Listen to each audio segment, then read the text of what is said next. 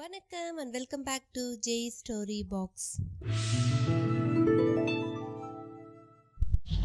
இன்னைக்கு நாம கேட்க போற கதை மாய விழிகள். இது ஹிப்னாட்டிசம் மற்றும் மெஸ்மரிசம் சம்பந்தப்பட்ட ஒரு கதை.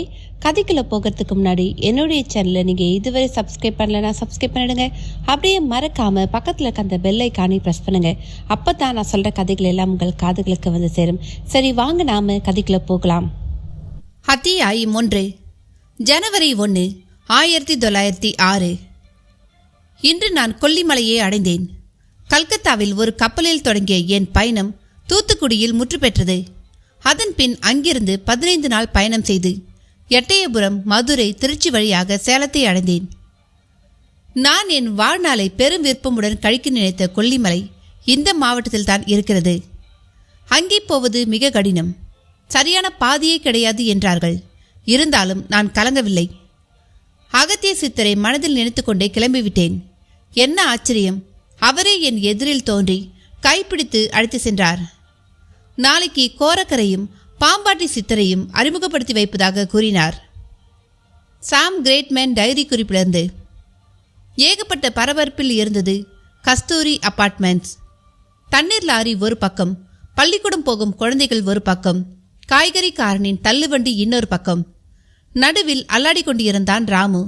நெற்றியில் 4 வரிக்கு விபூதி பட்டை, கழுத்தில் அழுக்கு கயிற்றில் ஒரு ருத்ராட்ச கொட்டை, காலர் கிழிந்த ஒரு சாம்பல் நிற சட்டை, கசடி ஏறிய ஒரு பிரவுன் கலர் லுங்கி.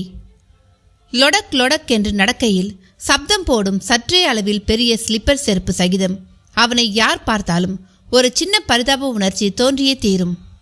ஒரு கையில் ஸ்கூல் பேக், இன்னொரு கையில் காய்கறி கூடை, தோளில் ஒரு பிளாஸ்டிக் தண்ணீர் குடம் என்று ஓடியாடி கொண்டிருந்தான். அப்பார்ட்மெண்ட்டே அவனை விரட்டி வேலை வாங்கி கொண்டிருந்தது. ராமு, இங்க வா, கொஞ்சம் கரண்ட் பில் கட்டிட்டு வா. டேய், வரும்பொழுது இந்த கோதுமையை கொஞ்சம் உடைச்சிக்கிட்டு வந்துடுறா. குரங்காக அவனை பிடுங்கி எடுத்து கொண்டிருந்தார்கள். 3வது ஃப்ளோரில் இருக்கிறான் வரதன். பால்கனியில் நின்று கொண்டு ராமு ஓடியாடுவதையும் மற்றவர்கள் அவனை உருட்டி விளையாடுவதையும் பார்த்து கொண்டிருந்தவனுக்குள் ஒரு நினைப்பு. டே ராமு, இங்க கொஞ்சம் வந்துட்டு போடா என்று புகைப்பிரியும் வாயுடன் கூறிவிட்டு தன் பிளாட்டுக்குள் நுழைந்து கொண்டான். அடுத்த 5வது நிமிடத்தில் ராமுவும் அவன் எதிரில். முதலாளி கூப்பிட்டீங்களா? முதலாளியா? நானா? என்ன முதலாளி நீங்க? எனக்கு இந்த பிளாட்ல இருக்கிற எல்லோருமே முதலாளிங்க தான். ஆமா, நீ ஏன் இப்படி எடுபடி மாதிரி எல்லோருக்கும் வேலை பார்த்து சாகுற? ஸ்டடியா ஒரு வேலை பார்த்தா என்ன? எங்கங்க, இப்படியே பழகிட்டேன். அடப்பாவி, இப்படியே ஓடிக்கிட்டு இருந்தா ஒரு நாள் அப்படியே விழுந்துருவடா. என்னங்க பண்றது? என் தலையெழுத்து. தலையெழுத்தாவது கால் எழுத்தாவது? ஆமா, உன் அப்பா அம்மாலாம் இப்போ எங்க இருக்காங்க? அந்த கேள்வி முன் ஒரு கணம் பிரேக் எடுத்து நின்ற லாரி ட்ரக்காட்டம் திணறலுடன் நின்றான் ராமு. என்னடா, எங்க இருக்காங்க சொல்லு. உங்களுக்கு என்னை பற்றி எதுவும் தெரியாதுங்களா? தெரியாதனால தானே கேட்குறேன். நான் ஒரு குப்பைத்தொடி கேஸுங்க. அப்படின்னா? புதிய பதை படம் பார்த்தீங்களா? அதில் வர பார்த்திப மாதிரிங்க. என்னை பெத்தவ குப்பைத்தொடியில் போட்டுட்டு போயிட்டா. எப்படியோ அடிச்சு பிடிச்சி எச்சில் இலையும் பிச்சையுமா நானும் வளர்ந்து ஆளாயிட்டேன். ராமு சொல்ல வரதன் முகத்தில் திகைப்பு. அடப்பாவுமே என்றது உதடு. சரிங்க முதலாளி, உங்களுக்கு ஏதாவது வேலை பார்க்கணுமா? ஆமாம், ஒரு சிகரெட் பாக்கெட் வாங்கிட்டு அப்படியே பிரெட்டும் ஜாமுனும் வாங்கிட்டு வரியா? கொடுங்க, அதுக்கு தானே இருக்கேன். ஆமாம், இப்படி தினம் பிரெட்டும் ஜாமுமா எத்தனை நாளைக்கு பொழுத ஓட்டுவீங்க? காலகாலத்தில் ஒரு கல்யாணத்தை பண்ணிக்க வேண்டியது தானே. அதுக்கு என்ன, ஒரு பொண்ணு இருந்தா சொல்லு, பண்ணிக்குவோம். நிஜமா? போடா, போய் சிகரெட் வாங்கிட்டு வா. நான் உன்னை கூப்பிட்டு விசாரிச்சா நீ என்ன நோன்றியே? தப்பா இருந்தா மன்னிச்சுங்க முதலாளி. சரி சரி, போயிட்டு வா. அப்படியே உனக்கு வேண்டியதையும் வாங்கிக்க. தேங்க்ஸ் முதலாளி. என்னது தேங்க்ஸ்னு சொன்னேன். சரி சரி, போ. ராமு போய்விட்டான். நல்ல வாட்டசாட்டமான உருவம். புகையை கக்கியபடி அவன் போவதையே பார்த்து கொண்டிருந்தான். வரதனுக்குள் புதிதாக முடிவுகள். கதவை தாழிட்டு விட்டு போய் தொலைபேசியை தொட்டான். யாரையோ கூப்பிட்டான். பின், குட் மார்னிங் பாஸ். இங்க ஒரு பையன் இருக்கான், பேர் ராமு. வாட்டசாட்டமாக இருக்கான். அனாத பையன். நம்ம திட்டத்துக்கு நல்லபடியாக பயன்படுவான்னு நினைக்கிறேன். சரிங்க பாஸ், நான் பார்த்துக்கிறேன். அவனை இனி என் கூடவே தங்க வச்சுக்கிறேன். நீங்கள் கவலைப்படாதீங்க. ரிசீவரை வைத்துவிட்டு திரும்பவும் ஒரு சிகரெட் புகை வளையங்கள் அறையை மூடி மறைக்கும் அளவு உதட்டிலிருந்து பெருக ஆரம்பித்தது. அத்தியாயம் 2. ஜனவரி 2. கொல்லிமலை அற்புதமாக இருக்கிறது. சூரிய கதிர்களால் இந்த மலையின் தரையை தொடவே முடியவில்லை. அவ்வளோ அடர்த்தி. எல்லா விதமான மரங்களையும் தாவரங்களையும் இங்கு பார்க்க முடிகிறது. அமெரிக்க அமேசான் காடு இதன் முன்னால் ஒரு சாதாரண காடுதான். மூலிகை என்றால் இந்தியாதான் என்பது உண்மைதான். சில மூலிகைகளை சாப்பிட்டாலே பசிக்கவே பசிக்காது என்றார் மிஸ்டர் அகத்தியர். அப்படியே சில மூலிகைகளை பறித்தும் கொடுத்து சாப்பிட சொன்னார். என்ன ஆச்சரியம்! இன்று முழுவதும் எனக்கு சிறிது கூட பசிக்கவில்லை. உடம்பிலும் புதிய தெம்பு. இன்று அகத்தியரிடம் நான் துறவு மேற்கொள்ள விரும்புகிறேன் என்றேன். கொஞ்சம் பொறுமையாக இருங்கள் என்றார் அவர். எதற்காக சொன்னார் என்று தெரியவில்லை. ஒரு குகையில் நிறை சித்தர்கள் இருந்தனர். அவர்களை எல்லாம் அறிமுகப்படுத்தி வைத்தார். அவர்களில் ஒருவருக்கு கூட குறைந்த வயதில்லை. ஒருவருக்கு வயது 600, இன்னொருவருக்கு வயது 360. காலத்தை ஜெயித்த மனிதர்களாக அவர்களை பார்க்கிறேன். மரணத்தை வென்ற அவர்களிடம் நானும் மரணத்தை வென்று வாழ வழிகாட்டுங்கள் என்றேன். சரி என்றனர். சாம் கிரேட்மேன் டைரி குறிப்பிலிருந்து. இரவு நேரம். வளைந்து வளைந்து மேலேறும் மாடிப்படிக்கு கீழே எல்லா பிளாட்டுக்குமான மீட்டர் போர்டுக்கு அருகில் ஒரு கிழிந்த பாயை விரித்து படுக்கப்போன ராமுவை கைத்தட்டி கூப்பிட்டான் வரதன். என்ன முதலாளி? என்ன தூங்க போறியா? ஆமாங்க. ஏங்க ஏதாவது கடைக்கணிக்கு போயிட்டு வரணுமா? அதெல்லாம் ஒன்றுமில்ல. ஆமாம், தினமும் இங்கேயா படுக்கிற? ஆமாங்க. ஏன் கேட்குறீங்க? சரி சரி, என் கூட மேலே வா.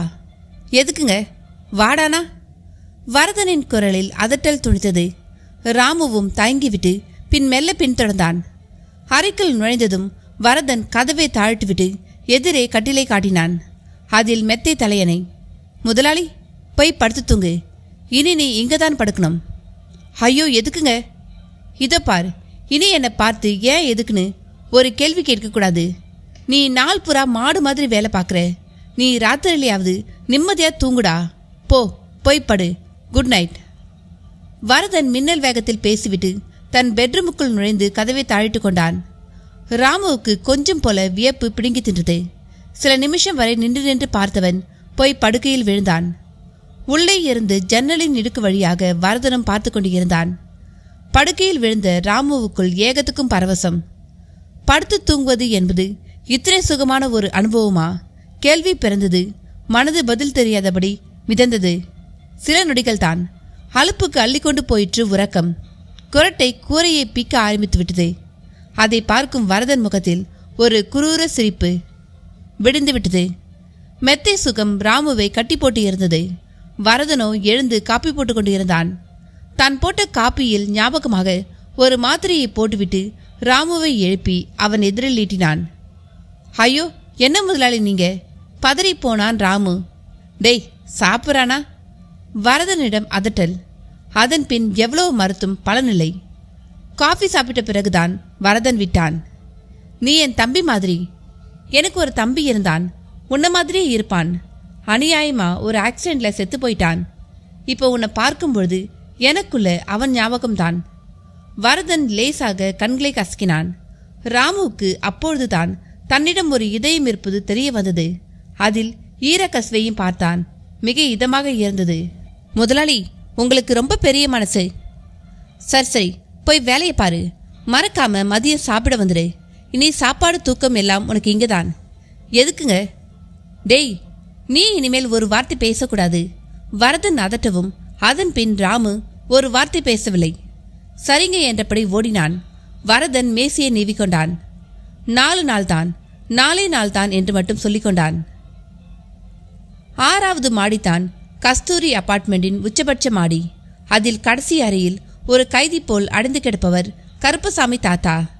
பெயரில்தான் கருப்பு இருக்கிறது. ஆனால் பார்த்தால் காஞ்சி பெரியவரை போல் இருப்பார். அந்த நாளில் நேதாஜியின் படையில் பணியாற்றியவராம். இப்பொழுதைய அரசியலில் உடன்பாடு இல்லாதவர். காலம் கெட்டுப்போய் அழிவை நோக்கி போய்க் கொண்டிருப்பதாக புலம்புவார். இன்றைக்கும் தன் கோவண துணியிலிருந்து கோடி வேட்டி வரை தானே துவைத்து போட்டுக் கொள்பவர். ராமுவை பார்த்தால் மட்டும் கொஞ்சம் நெக்குருகி போவார். அவன் அவருக்காக ஏதாவது கொண்டு வந்தால், டேய் போடா, எனக்கு என பார்த்துக்க தெரியும் என்று கத்தரித்து அனுப்பிவிடுவார். வெள்ளிக்கிழமையானால் குழந்தைகளுக்கு மந்திரிப்பார். காய்ச்சல், குளிர், தேல்கடி, பாம்பு கடி என்று எல்லாவற்றுக்கும் மந்திரிப்புதான். மிகப்பெரிய ஆச்சரியம் அந்த மந்திரிப்பில் அவைகள் விட்டு போய் விடுவதுதான். இதனால் வெள்ளிக்கிழமையில் அபார்ட்மெண்ட் பிளாட் முன்பு கூட்டம் அலைமோதும். வரதன் வீட்டிலிருந்து வெளியே வந்த ராமுவுக்கு இந்த கூட்டத்தை பார்த்த பிறகுதான் தெரிந்தது அன்று வெள்ளிக்கிழமை என்று. ஹேலே ராமு, எங்கடா போயிட்ட? ஏண்டா காலையில் பால் வாங்கிட்டு வரல? டேய், எங்கே என் பேப்பர்? ஏண்டா பாவி, காலையில் மங்களம் வாக்கிங் போகும்போது துணைக்கு போகணும்னு சொல்லியிருந்தேல. பக்கம் பக்கமாக குரல்கள் வந்து மோதிற்று. ராமுவும் வழிஞ்சி சிரிப்போடு அவர்களை சமாளிக்க ஆரம்பித்தான். அது வரதனை வீட்டிலே படுத்துக்கிட்டேன். இனிமே ஐயாவுக்கு அங்கதான் படுக்கை. அண்ணனுக்கு நான் தம்பி மாதிரியாம்.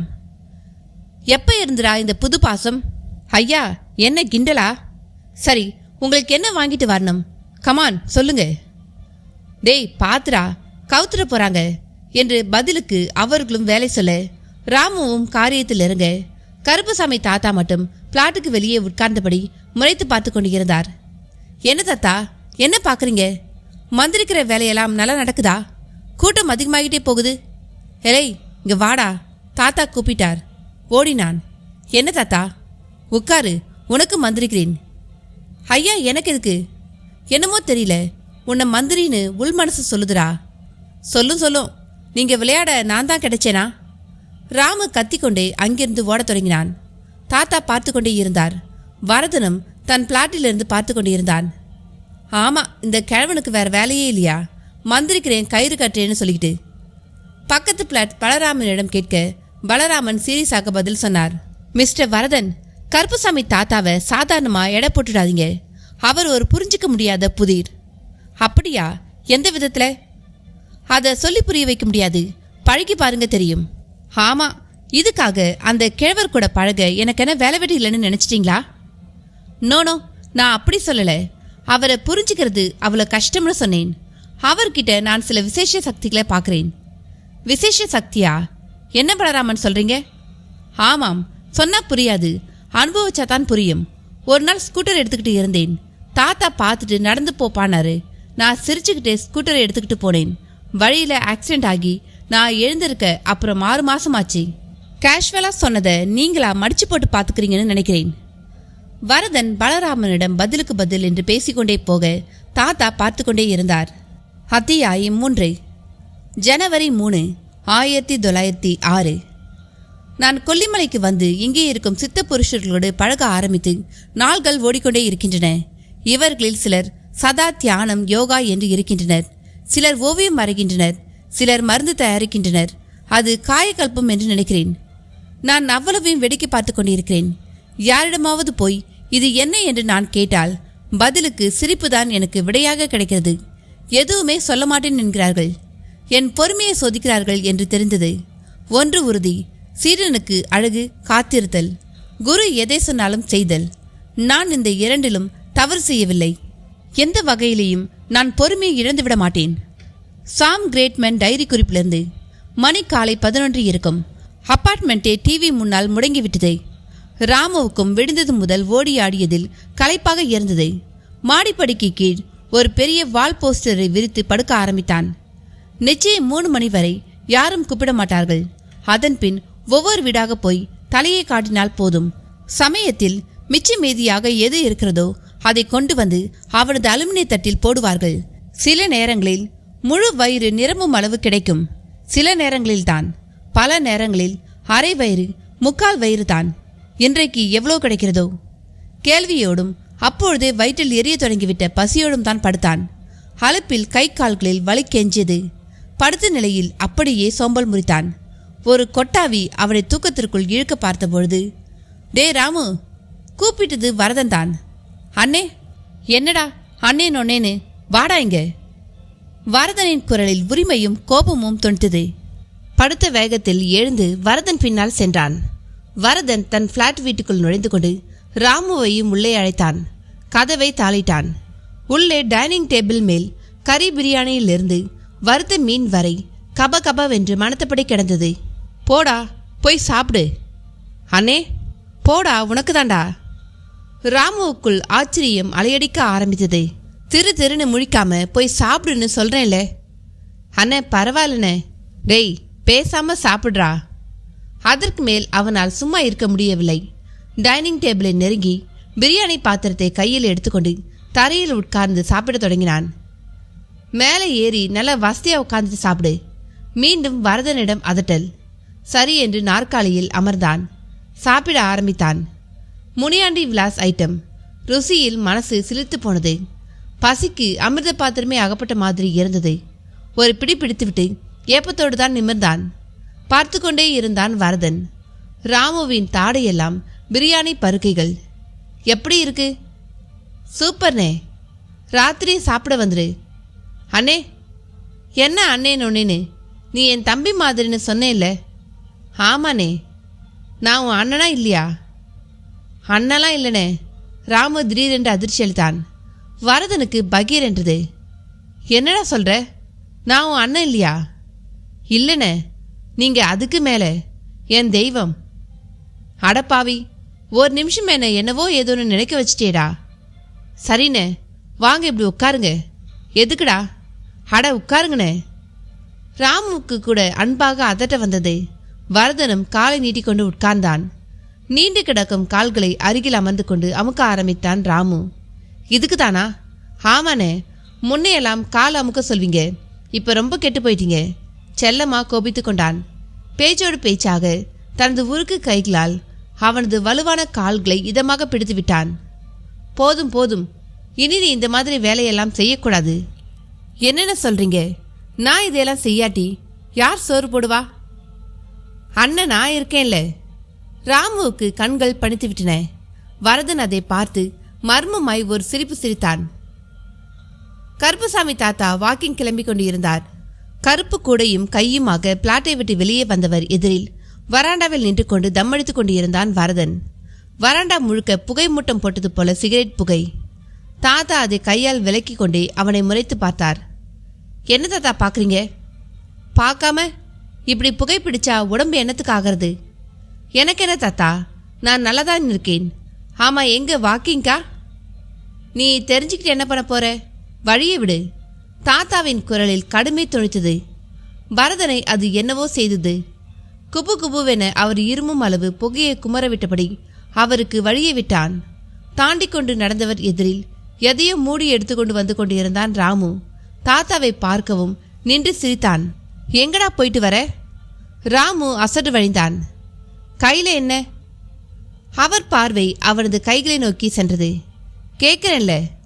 அவர் அதட்டவும் அவன் திறந்து காட்டினான். ஒரு விஸ்கி பாட்டில். யாருக்குடா இது? அண்ணனுக்கு. எவன்டா உனக்கு இங்க அண்ணன்? பதிலுக்கு ராமுவின் பார்வை வரதனை நோக்கி சென்றது. தாத்தா அதற்கு மேல் எதுவும் பேசாமல் அவனை கூர்ந்து பார்த்தார். நடக்க ஆரம்பித்தார். இதெல்லாம் எதுவும் நல்லதுக்கா தெரியல. கடந்து செல்கையில் அவரிடம் முணுமுணுப்பு. அபார்ட்மெண்ட் மெயின் கேட்டை அவர் தாண்டும் பொழுது கார் ஒன்று உள்ளே நுழைந்தது. தாத்தா யார் அவர்கள் என்கிற மாதிரி ஒரு பார்வை பார்த்துவிட்டு புறப்பட்டு போய்விட்டார். அவர்கள் நேராக வரதனின் பிளாட்டுக்கு தான் வந்தனர். எண்ணி 4 பேர். 4 பேரும் பார்க்க மிடுக்காக பேண்ட், ஷர்ட், கூலிங் கிளாஸ், கையில் பிரீஃப் கேஸ் என்று படித்த லட்சணங்களோடு நாகரிக பாதிப்புகளுடன் இருந்தார்கள். Hello captain, welcome. வரதன் வரவேற்று அவர்களை உள்ளே அழைத்து சென்றான். ராமு உள்ளே தலையை காட்ட ஆரம்பித்திருந்தான். உள்ளே நுழைபவர்களை பார்த்து விளக்குமாற்று கரத்தோடு நிமிர்ந்தான். நான் சொல்லல, இவன்தான். வரதன் ராமுவை சுட்டி காட்டினான். அவர்களில் ஒருவன் பார்வை அதிகமாகவே ராமுவை எடை போட்டது. ராமு திருதிருவென்று அவர்களை பார்த்தான். Good, very good. பார்த்தவன் உதடு கமெண்ட் அடித்தது. என்ன சொன்னாலும் செய்வான். நான் உசுறு இல்ல ராமு? வரதன் இடையில் கேள்வி ஒன்றை தூக்கி போட்டு ராமுவை பார்க்க ராமுவும் கோவில் மாடு போல தலையை ஆட்டி ஆமோதித்தான். Good, very good. எல்லாரும் உட்காருங்க. இப்போதான் உங்களுக்காக ட்ரிங்க்ஸ் வாங்கிட்டு வர சொன்னேன். சாப்பிட்றீங்களா? நோ வரதன், இது பிஸ்னஸ் டைம். அந்த 4 பேரில் ஒருவன் அழுத்தமாக சொன்னான். ராமுவுக்கு அவர்கள் பேச்சே புரியவில்லை. அவர்களில் ஒருவன் கூலிங் கிளாஸ் போட்டிருந்தான். அதை கழட்டிவிட்டு ராமுவை பார்த்து அருகில் அழைத்தான். சரியான பூனை கண்கள். விழியின் வெண்படலம் முழுக்க இரத்த சிவப்பில் மிரட்டியது. அப்படி ஒரு கண்ணை ராமு தன் வாழ்நாளில் பார்த்ததில்லை. பயமாக கூட இருந்தது. மிஸ்டர் வரதன், இவனை காஃபி வாங்கிட்டு வர சொல்றீங்களா? சட்டென்று சொன்ன அந்த கூலிங் கிளாஸ் மனிதனை வரதன் ஆமோதித்தான். ராமு, போய் 4 காப்பி வாங்கிட்டு வா. ராமுவும் வெளியேற கால் எடுத்தான். நில்லு, கூலிங் கிளாஸ் மனிதன் தடுத்தான். ராமுவும் நின்றான். இங்க வா அழைத்தான். ராமுவும் தயங்கியபடி அருகில் சென்றான். என்ன இதுக்கு முந்தி பார்த்துருக்கியா? இல்லை இல்லை, இல்லவே இல்லை. பயப்படாத. உன் பேர் என்ன? ராமு. குட், நல்ல பேர். நீ ரொம்ப நல்லவனு வரதன் சொன்னான். உன்னை நான் பெரிய ஆளாக ஆக்க போகிறேன். என்ன பார்க்குற? நீ இனிமே வேலைக்காரன் இல்லை, ரொம்ப பெரிய ஆள். நீ சொன்னா மற்றவங்க வேலை செய்வாங்க. அந்த அளவுக்கு உன்னை மாற்ற போகிறேன். அது அது எப்படிங்க முடியும்? இப்படி கேள்வி கேட்குறவங்களையே எனக்கு பிடிக்காது. மனுஷ மனசு வச்சா எல்லாம் முடியும், எதுவும் முடியும். நீங்கள் என்னென்னவோ சொல்கிறீங்க. நான் உனக்கு நல்லதே தான் சொல்கிறேன். இப்போ இந்த வரதன் உனக்கு என்ன சொன்னான்? காஃபி வாங்கிட்டு வர சொன்னார். காஃபி வாங்கிட்டு வர சொன்னானா? சரி, அங்கெங்கே பார்க்குற? என்ன பார், என்னையே பார். பயமாக இருக்கு. பயப்படாத, நான் உனக்கு உதவ போகிறேன். உன்னை பெரிய ஆளாக்க போகிறேன். இனிமேல் நீ எதுக்கும் பயப்படக்கூடாது, பயப்படவே கூடாது. சரிங்க. வார்த்தையில் சொன்னால் பத்தாது, மனசில் இருந்து பயத்தை தூக்கி ஏறி மனுஷன் மனசு வச்சா என்ன வேணா பண்ண முடியும். பார்க்குறியா? கேட்டுவிட்டு அவன் அருகில் டிவி மேல் வைத்திருந்த ஒரு அழகிய பொம்மையை பார்த்தான். இப்போ பார், அந்த பொம்மை கீழே விழும். சொன்ன மறுநொடி பொம்மை மேலிருந்து கீழ் விழுந்த வேகத்தில் சுக்குநூறாக நொறுங்கி போனது. பாத்தியா, மனுஷன் மனசு வச்சா என்ன வேணும்னாலும் பண்ணலாம். இப்போ நீ கூட பண்ண போற. அந்த கூலிங் கிளாஸ் பார்ட்டி பேசுவதும் சொல்வதும் வரதனை கூட குடைந்தது. ராமு, இப்போ நீ ராமு இல்லை, வரதன். வரதன் வரதன். இப்போ நான் உன்னை யாருன்னு சொன்னேன்? வரதன் என்று நடுங்கியபடியே சொன்னான். வரதன் பிஸ்கா நல்லா பலமா சொல்லு பார்ப்போம். நான் வரதன்னு. நான் வரதன். எங்க சத்தம் போட்டு சொல்லு பார்ப்போம். நான் வரதன். ராமு கூறி அதிர்மளவு கத்த சப்தம் அபார்ட்மெண்ட் முழுக்க எதிரொலித்தது. அருகில் நின்று கொண்டிருந்த வரதனுக்கு ஆட்டம் காண ஆரம்பித்தது. கூலிங் கிளாஸ் மனிதனின் பார்வை சரேல் என்று அவன் பக்கம் திரும்பியது. என்ன வரதன், இங்கே நடக்கிறதெல்லாம் பார்த்தா ஒரே குழப்பமா இருக்கா? அது அது ஆமாம் மிஸ்டர் சிரஞ்சீவி. நான் சிரஞ்சீவி தான். என் பேர் சிரஞ்சீவி தான். ஆனா இப்போ நீங்க தான் வரதன் கிடையாது. அதாவது நீங்க ராமு. நான் ராமுவா? ஆமாம். எங்கே என் கண்ணை பாருங்க. அங்க அவனை என்ன பார்க்குறீங்க? என்ன பாருங்க. இப்போ இங்கே ஒரு பரீட்சை நடந்துட்டு இருக்கு. கொஞ்சம் கோஆப்ரேட் பண்ணுங்க. என் கண்களை நல்லா பாருங்க. பார்க்குறேன் மிஸ்டர் சிரஞ்சீவி. குட். இப்போ நீங்கள் ராமு. ராமு ராமு. ஆமாம், நான் இப்போ ராமு. ராமுவே தான். வரதன் தன்னை ராமு என்று ஒப்பு கொடுக்க சிரஞ்சீவி என்று அவரால் அழைக்கப்பட்ட அந்த கூலிங் கிளாஸ் பார்ட்டி தன்னை வரதன் என்று சொல்லிக்கொண்டு நிற்கும் ராமு பக்கம் திரும்பினான். மிஸ்டர் வரதன், நாங்கள் திரும்பி வர வரையில் நீங்கள் இந்த ராமுவை வேலை வாங்குறீங்க. எந்த நிலையிலையும் நீங்கள் ராமு கிடையாது, வரதன் தான். சரியா? S mister Chiranjeevi. Very good. எங்க இப்போ அவரை போய் காப்பி வாங்கிட்டு வர சொல்லுங்க பார்ப்போம். கூலிங் கிளாஸ் சிரஞ்சீவி ராமுவை இனி வரதன் நீதான் என்று சொல்லி கட்டளையிட சொல்ல ராமுவும் வரதன் பக்கம் திரும்பி மிஸ்டர் ராமு போய் காஃபி வாங்கிட்டு வாங்க என்றான். அடுத்த நொடி லுங்கியை மடித்து கட்டிக்கொண்டு வரதன் வெளியேற தொடங்கினான். டீ கடையில் 4 காஃபி என்ற வரதனை பார்த்த கடைக்காரர் ஆச்சரியத்தோடு பார்த்தார். என்ன வரதனே, காஃபி வாங்க நீங்களே வந்துட்டீங்க. அந்த ராமு என்னவானான் கேட்டார். நான் தாயா ராமு, காப்பியை கொடியா. என்னது, நீங்க ராமுவா? என்னென்ன ஆச்சு உங்களுக்கு? டேய், காஃபியை போட்டு கொடுடா, அப்புறமா கேள்வி கேட்கலாம். நான் வரதன் இல்லை, ராமுன்னு சொல்றேன்ல. வரதன் குரலில் அதட்டல் தூள் பறந்தது. டீ கடைக்காரன் அதன் பிறகு எதுவும் பேசவில்லை. காஃபியை போட்டு கம்பிச்சிட்டத்தில் வைத்து கொடுத்தான். வரதன் கிளம்பி போன பிறகு தலையில் அடித்து கொண்டான். இந்த ஆளுக்கு என்ன ஆச்சு? அபார்ட்மெண்ட்டை காஃபி கிளாஸோடு வரதன் மாடி ஏறுவதை பார்த்து ஆச்சரியப்பட்டது. அறைக்குள் நுழைந்த வரதன் காஃபியை பணிவாக எடுத்து 4 பேரிடமும் நீட்டினான். ராமு ஆச்சரியப்படும்படி அவன் பயன்படுத்தும் சிகரெட்டை எடுத்து பற்ற வைத்தான்.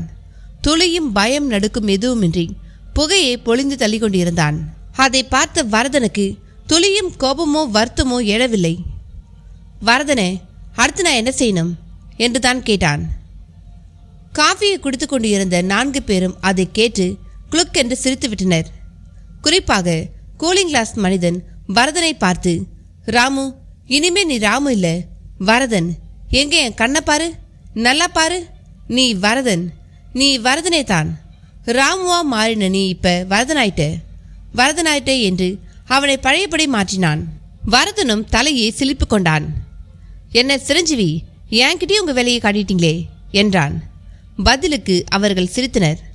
வரதனின் பார்வை புகைப்படுத்தப்படி நின்று கொண்டிருந்த ராமு பக்கம் திரும்பியது. அடப்பாவி, தம் வேற அடிக்க ஆரம்பிச்சிட்டியா என்று கோபத்தில் பாய பார்த்த வரதனை 4 பேரும் ஒரு சேர தடுத்தனர். வரதன், அவசரப்படாதீங்க, அவன் இப்ப உருவத்துல தான் ராமு, உள்ளத்தால அவன் வரதன். எங்க கண் வசியத்துக்கு அவனும் நீங்களும் எந்த அளவுக்கு பயன்படுவீங்கன்னு ஒரு பரிசோதனை செய்தோம். சூப்பர், 2 பேருமே நல்லாவே ஒர்க் அவுட் ஆகியிருக்கீங்க. அப்படின்னா அவன் வரதனா? அதாவது என்ன மாதிரி தான் நடந்துக்குவானா? இப்போ அவனை திரும்ப ராமுவாக்கிடுவோம். இன்னைக்கு ராத்திரி 8 மணிக்கு அவனுக்கு முதல் அசைன்மெண்ட். அதை அவன் சக்ஸஸ்ஃபுல்லாக முடிச்சிட்டா தொட்டு போய்கிட்டே இருக்கலாம். அப்போ சரியான ஆள் தானு சொல்லுங்க. இப்பொழுதைக்கு 75 மார்க்கு தான். ராத்திரி 8 மணிக்கு பிறகுதான் தெரியும் 100 மார்க் வாங்குவானா மாட்டானா என்று அந்த சிரஞ்சீவி ராமுவை வரதனிலிருந்து மீட்க ஆரம்பித்தான். வரதன் மகிழ்ச்சியோடு அதை ரசித்து பார்த்தான். ராமுவும் சில நிமிடங்களில் பழையபடி ராமுவாகி கைவசம் உள்ள சிகரெட்டை தூக்கி எறிந்தான்.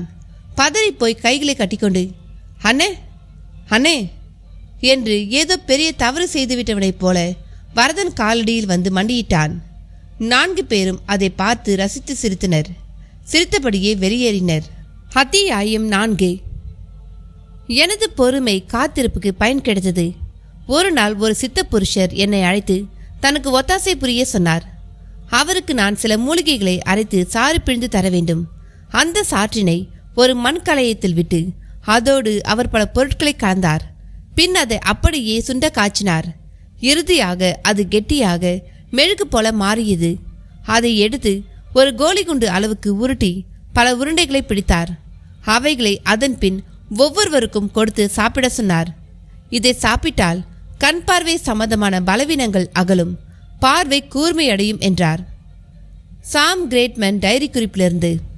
அப்பார்ட்மெண்ட்டுக்கு வெளியில் குழந்தைகள் விளையாடி கொண்டிருந்தனர். வயதான 70 எட்டிய கிழவர்கள் ஒரு 10-15 பேராவது தேர்வார்கள். அவ்வளோ பேரும் பக்கத்தில் இருக்கும் கோவில் மண்டபத்தில் போய் உட்கார்ந்து கொண்டு ஊர்க்கதை பேசிவிட்டு தான் திரும்பி வருவார்கள். சில +2க்கள் ரஞ்சனின் டீச்சர் வீட்டில் ஒன்று கூடி ஜாயின்ட் ஸ்டடி செய்வார்கள். பாட்டிகள் காலை நீட்டிக்கொண்டு வராண்டாவில் வந்து உட்கார்ந்து விடுவார்கள். அப்பொழுதும் ராமுவுக்கு ஏதாவது வேலை இருக்கும். ரவிக்கை தைத்திருந்தால் வாங்கி வருவது, மளிகை கடைக்கு போய்விட்டு வருவது, நல்ல தண்ணீர் சுமந்து வருவது என்று வீட்டுக்கு ஒரு வேலை. ராமுவும் அன்று அதற்காக தயாரானான். பார்த்து கொண்டே இருந்த வரதன் தடுத்தான். இனிமே நீ எந்த வேலையையும் யாருக்காகவும் செய்யக்கூடாது, ஞாபகம் வச்சுக்கோ என்று அதட்டினான். ராமு நெளிந்தான். உனக்கு நான் இருக்கேண்டா மடப்பையிலே. அது இல்லைன, இத்தனை நாளா எல்லோருக்கும் ஓடியாடி உபகாரமா செய்துட்டு திடீர்னு நான் முடியாதுன்னா தப்பா எடுத்துக்க மாட்டாங்களா? எடுத்தா எடுத்துக்கிட்டும், அவங்கெல்லாம் இதயம் இல்லாதவங்கடா. நான் அப்படி இல்லை. நீ இனி என் தம்பி. இந்தா போய் ஒரு காஃபி சாப்பிட்டுட்டு எனக்கு ஒரு காஃபி வாங்கிட்டு வா. வரதன் அவன் கையில் ஒரு 10 ரூபாயை திணித்தான். அரை மனதோடு ராமுவும் வெளியில் வந்தான். எங்கடா கிளம்பிட்ட? இங்க எவ்வளோ வேலை இருக்கு தெரியுமா? ஒருத்தி கேட்டாள். என்னடா பார்க்குற? காலையிலே கிருஷ்ண ஜெயந்தி வருது. மிஷினுக்கு போய் மாவு உடைச்சிட்டு வரணும்னு சொல்லியிருந்தேன்ல. அது வந்துக்கா. எது வந்துடா? நான் இனிமே என்னடா உனக்கு? நான் இனிமே இந்த மாதிரி வேலையெல்லாம் செய்ய மாட்டேங்க்கா. தட்டு மாதிரி சொல்லி முடித்தான். பொறவு அண்ணன் இருக்கார், இனிமே அவர் பார்த்துப்பார். அது யாருடா அண்ணன்? உனக்குன்னு திடீர்னு பிறந்து வந்திருக்கிறவன்? டே ராமு, பதில் வரதனிடமிருந்து வந்தது. அங்கே என்னடா வளவலன்னு பேசிக்கிட்டு நேரம் ஆகுதுல? வரதனின் அதட்டல் அந்த பெண்மணியையும் கட்டி போட்டது. வரதனை அவள் ஒரு மாதிரி பார்த்தாள். அவனும் பதிலுக்கு ஒரு தினசாக பார்த்தான். அந்த இடைவெளியில் ராமுவும் நழுவினான். இதை எல்லோருமே பார்த்து கொண்டு தான் இருந்தார்கள். என்ன வரதா, ராமு உனக்குனே பட்டா போட்டுக்கிட்டியா என்று பாட்டி மட்டும் சற்று தைரியமாக கேட்டாள். அப்படித்தான் வச்சுக்கோ என் பாட்டி. அவனும் சளைக்காமல் பதிலை சொன்னான். இரவு 8 மணி. அந்த 4 பேரின் காரும் அபார்ட்மெண்ட் வாசலில் வந்து தேங்கியது. அவர்களும் இறங்கி வரதன் பிளாட்டுக்குள் நுழைந்தனர். வாங்க வாங்க. தடபுடல் வரவேற்பு வரதனிடம். அவர்களில் சிரஞ்சீவி கையில் ஒரு பிரீஃப்கேஸ் இருந்தது. அதை தூக்கி டீப்பாயின் மேல் வைத்த சிரஞ்சீவி நிமிர்ந்து ராமு எங்கே என்று பார்த்தான். பையன் என் துணியை எல்லாம் பாத்ரூம்ல தோச்சு போட்டுட்டு இருக்கான். அவங்கிட்ட இப்படிதான் சில்லறத்தனமா வேலை வாங்கறதா? கேள்வியில் நக்கல் எதிரொலித்தது. அதான் பெரிய பெரிய விஷயத்துக்கு இனி பயன்படுத்திக்க போறோமே, சமாளித்தான் வரதன். சிரித்தான் சிரஞ்சீவி. கூப்பிடு அவனை. ராமுவும் வந்து நின்றான். ஈரலுங்கி, வியர்வை கழுத்து, கலைந்த தலை. வரதா, பாயில குளிச்சுட்டு வர சொல். ஓகே சிரஞ்சீவி. ராமு, போய் குளிச்சுட்டு வா.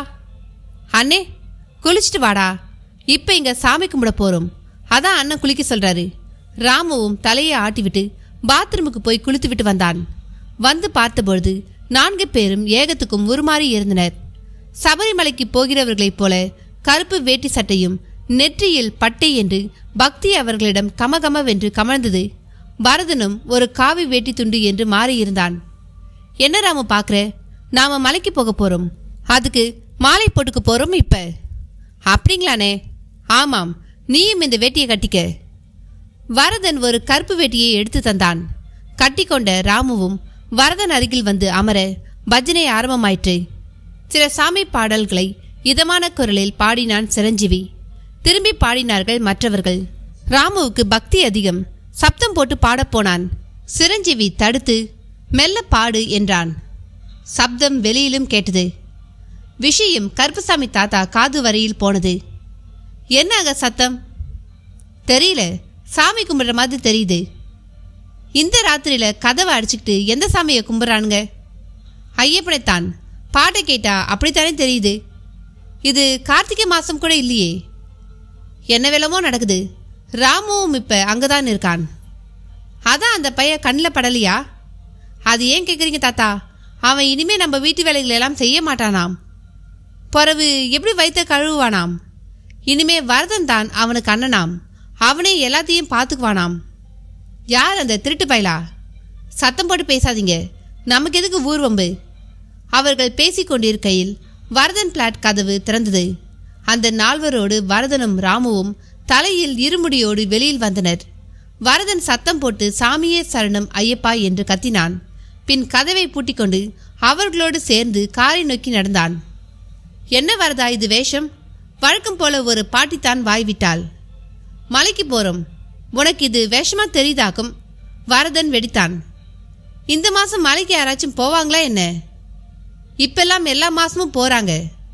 வரதன் தான் பதில் சொன்னான். ராமு ஏதோ மந்திரிச்ச கோழி போல வெறுத்தபடி இருந்தான். டே ராமு, நீ மலைக்கு போறியா இப்ப? ஆமாம், ஒரு வார்த்தையில் அவனிடம் பதில். நேரம்தான். கிழவி மோவாயில் கைப்பதித்தாள். அவர்கள் புறப்பட்டனர். கார் வெகு வேகமாக சீறிக்கொண்டு கண்களை விட்டு மறைந்தது. கருப்புசாமி தாத்தாவுக்கு எல்லாமே ஆச்சரியமாக நம்ப முடியாதாக இருந்தது. அந்த வரதன் என்னவோ பண்றான் என்றார். ஜனவரி 5, 1906. நான் இந்தியா வந்த நோக்கம் மீடேற தொடங்கிவிட்டதே. இப்பொழுது எனக்கு காயக்கல்பம் செய்ய தெரியும். அதே சமயம் மனோவசியம் என்னும் ஹிப்னாட்டிசமும் தெரியும். இந்த கலை மிக உன்னதமான கலை. ஆனால் இது எல்லோருக்கும் வசப்படாது. லட்சத்தில் ஒருத்தருக்கு வசப்பட்டால் பெரிய விஷயம். மனசு ஒரு மகா சமுத்திரம். இதன் மையத்தை கண்டறிந்து அதில் போய் எண்ணங்களே இல்லாமல் நிற்க தெரிய வேண்டும். ஒரு நொடி, ஒரே ஒரு நொடி எண்ணங்கள் இல்லாமல் இருப்பது எத்தனை சிரமம் முயற்சித்து பார்த்தவர்களுக்கு தான் தெரியும். மனசு ஒருமுகப்பட்டு எண்ணங்களே இல்லாத வெறுமை நிலையை அடைய முதலில் உடம்பை பக்குவப்படுத்த வேண்டும் என்பதையும் புரிந்து கொண்டேன். சாம் கிரேட்மேன் டைரி குறிப்பிலிருந்து. சரியாக 15 நாட்கள் கழிந்துவிட்டன. அப்பார்ட்மெண்ட் முன்பு அன்று போலவே அந்த 4வரின் கார் வந்து நின்றது. அதிலிருந்து ராமுவும் வரதனும் உதிர்ந்தார்கள். ராமு ஆச்சரியப்படும்படியாக மாறியிருந்தான். மொட்டைத்தலை, ஜீன்ஸ் பேண்ட், டி ஷர்ட் என்று இருந்தான். ஹிந்தி சினிமா பட வில்லன் போல சூட்கேஸை எடுத்துக்கொண்டு அவன் நடந்து வந்தபொழுது பலருக்கு அடையாளம் தெரியவில்லை. யாரு, ராமுவா? நம்ம ராமுவா? அட ஆமாக்கா, பார்த்தா தெரியலையாக்கம். ஏண்டா என்னடா இது மொட்டைத்தலை? பதிலுக்கு ராமு அவர்களை வெறித்து பார்த்தான். பின்னால் வந்த வரதன், டேய் நடரா என்றான் அதட்டலாக. வரதனும் மொட்டை போட்டியிருந்தான். என்ன வரதா, மொட்டையெல்லாம் போட்டிருக்க? எந்த கோவிலுக்கு போய் மொட்டை போட்டீங்க? அவசியம் தெரியணுமாக்கும். சொன்னா சொல்லு, இல்லாட்டி போ. திருப்பதி. 15 நாளா கோவிலாக தான் சுற்றுனீங்களாக்கும். ஆமாம், ஆனால் எங்கேயோ அமெரிக்கா பக்கம் போயிட்டு வந்த மாதிரி படு மாடனாக வந்திருக்க. நான் எப்படி வந்தா உனக்கு என்ன? அது சரி. ஏண்டா ராமு, நீ வாயை திறந்து பேச மாட்டியா? ராமு திரும்பி பார்த்தான். எந்திர மனிதன் போல மிக செயற்கையாக ஒரு சிரிப்பு சிரித்தான். சற்று பயங்கரமாக கூட இருந்தது. கருப்பசாமி தாத்தா பார்த்து கொண்டே இருந்தார். மற்றவர்களைப் போல எந்த கேள்வியும் கேட்கவில்லை. அன்று வெள்ளிக்கிழமை. அவர் வீட்டு முன்னால் மந்திரிக்க தாய்த்து கட்டிக்கொள்ள என்று ஒரு கூட்டம் அவர்களை அனுப்ப தயாரானார். அன்று பத்திரிகையாளர் ஒருவர் வந்திருந்தார். கருப்பசாமி தாத்தா மந்திரிப்பதை படம் எடுத்துவிட்டு எல்லோரும் போன பிறகு அவரை பேட்டி காண தொடங்கினார். மந்திரிச்சு தாய்த்து கட்டுறதால வரவங்க பிரச்சனை எப்படி தீரும்? இந்த கேள்விக்கு 5 3 8 பளிச்சுன்னு புரியுற மாதிரி பதில் சொல்ல முடியாது தம்பி. பரவாயில்ல, நீங்க சொல்லுங்க, நான் புரிஞ்சுக்க பார்க்குறேன். சரி சொல்றேன், உங்களுக்கு புரியுற மாதிரியே சொல்றேன். மந்திரம்னா என்ன? மந்திரம்னா மந்திரம்தான். அதான் என்ன? சுக்லாம் பரதரம் அப்படி இப்படின்னு சொல்வீங்களே, அதானே மந்திரம்? அதுவும் மந்திரம்தான். அதெல்லாம் என்ன? உங்க கேள்வி புரியல மிஸ்டர் கருப்புசாமி. அதெல்லாம் என்னன்னா மந்திர வார்த்தைகள், அவ்வளோதான். இப்போதான் விஷயத்துக்கு வந்திருக்கீங்க. வார்த்தைகள்னு சொன்னீங்களே, அந்த வார்த்தைங்கிறது என்ன? புரியல, நீங்களே சொல்லிடுங்க. சப்தம். சப்தம்னு சொல்லலாமா? ஓ சவுண்ட், குட், சொல்லலாம். அந்த சப்தம் சிறப்பாக இருந்தா இசை, அதாவது பாட்டு கேட்டால் மயங்குவது. அதுவே தப்பாக இருந்தா நாராசம், அதை கேட்டால் கோபம் வருது இல்லையா? நிச்சயமா. அப்போ சத்தத்துக்கு நம்ம சந்தோஷப்படுத்துகிற கோபப்படுத்துகிற சக்தி இருக்குன்னு ஒத்துக்கிறீங்க, அப்படித்தானே? நிச்சயமா, அதில் என்ன சந்தேகம்? அந்த சத்தத்தில் சில விசேஷ ஒலி அலைகளை உள்ளடக்கின சொற்கள் தான் மந்திர சொற்கள். ஓ அப்படியா? அதை சொல்லும் பொழுது உடம்புல சில அதிர்வுகள் ஏற்பட்டு உடம்போட ரசாயனத்தில் சில மாற்றங்கள் நிகழுது. எப்படி? நல்ல பாட்டு அழற குழந்தைய தூங்க வைக்கிற மாதிரி, சந்தோஷ செய்திகள் குதூகலமடைய வைக்கிற மாதிரி சில மந்திர சொற்களுக்குன்னு சில சக்திகள் இருக்கு. அப்படின்னா நீங்க மந்திரிக்கும் பொழுது அப்படித்தான் ஆகுதா? ஆமாம், எனக்குள்ளே ஏற்படுற மாற்றமும் வைப்ரேஷனும் என்னிடமிருந்து உங்களுக்கு பரவுது. இதை நான் உணர முடியுமா? பொதுவில் இந்த தேகத்தால் உணர முடிஞ்ச அளவு, உணர முடியாத அளவுன்னு 2 விதம் இருக்கு. திருஷ்டி தாக்கம், பொறாமை உணர்வு போன்றவை எல்லாம் கண் வழியா நாம் உணர முடியாதபடி நம்மை தாக்குது. அதே உணர முடியாத விதத்தில் அது நீங்கவும் செய்யுது. அது எப்படி? பசியை நான் உணர்கிறேன், இசை கேட்டா சந்தோஷத்தை நான் உணர்கிறேன். ஆனா நீங்க சொல்ற மந்திரத்தால எனக்குள்ள ஏற்படுற மாற்றத்தை மட்டும் எப்படி என்னால் உணர முடியாம போகுது? அதுதான் உடம்போட அமைப்புங்கிறது. ஒரு பயங்கரமான விஷயத்தை பார்க்க நேர்ந்தா நாக்கு உலர்ந்து போகுதே, எதனால? உடம்புல சில சுரப்பிகள் தாறுமாறா சுரக்குதே, எதனால? தெரியல. இந்த உடம்பு பல விஷயங்கள்ல அணிச்சியானது. அது விருப்பப்படித்தான் நம்மை செலுத்தும். ஆனா நம்ம உடம்பு நம்மகிட்ட தானே இருக்கு. ஆமாம், நாம தானே இதோட எஜமான். ஆமாம், நாம சொன்னா அப்ப இந்த உடம்பு கேட்கணுமா வேண்டாமா? கட்டாயம் கேட்கணும். அப்படின்னா அடுத்த வேலைக்கு பசிக்க கூடாதுன்னு வயிற்றுக்கு கட்டளையிட நம்மால முடியுமா? கருப்பசாமி தாத்தா எங்கே வருகிறார் என்று தெரிந்து அந்த ரிப்போர்ட்டர் ஒரு மொழி முழித்தான். முடியாது இல்லையா? முடியாதுதான்.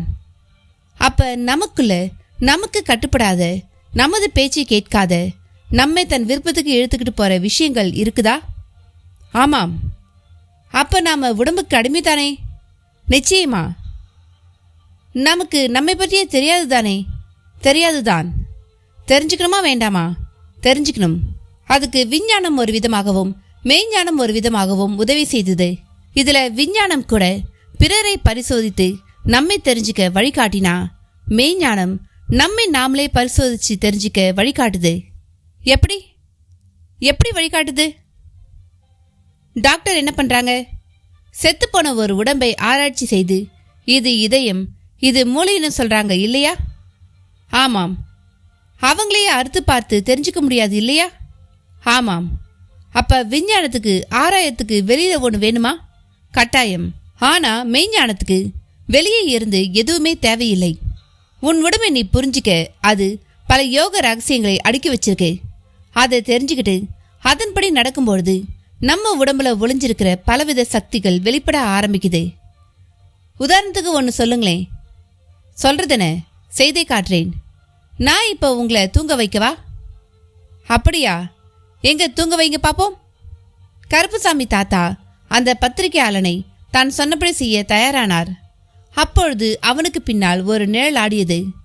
அவனை விலக்கி கொண்டு பார்த்தார். ராமு நின்றிருந்தான். வாடா, என்ன இது கோலம்? ராமு பதிலே சொல்லாமல் அவரை முறைத்து பார்த்தான். உன்னதாண்டா, வாய் திறந்து பேச மாட்டியா? அவன் பேசவில்லை. சில நொடிகள் அவரை பார்த்துவிட்டு திரும்ப தொடங்கினான். அப்பொழுதுதான் அவனது வயிற்று பக்கம் பார்த்தனர். இடுப்பை ஒற்றி வயிற்றின் தொப்புளுக்கு சற்று மேல் இருந்து பின் முதுகு வரை ஒரு கட்டு.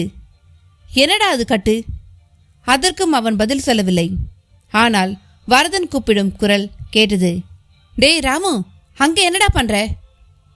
வந்துட்டேனே. ராமு ஓடினான். கருப்புசாமி தாத்தாவுக்கு திமிரியது.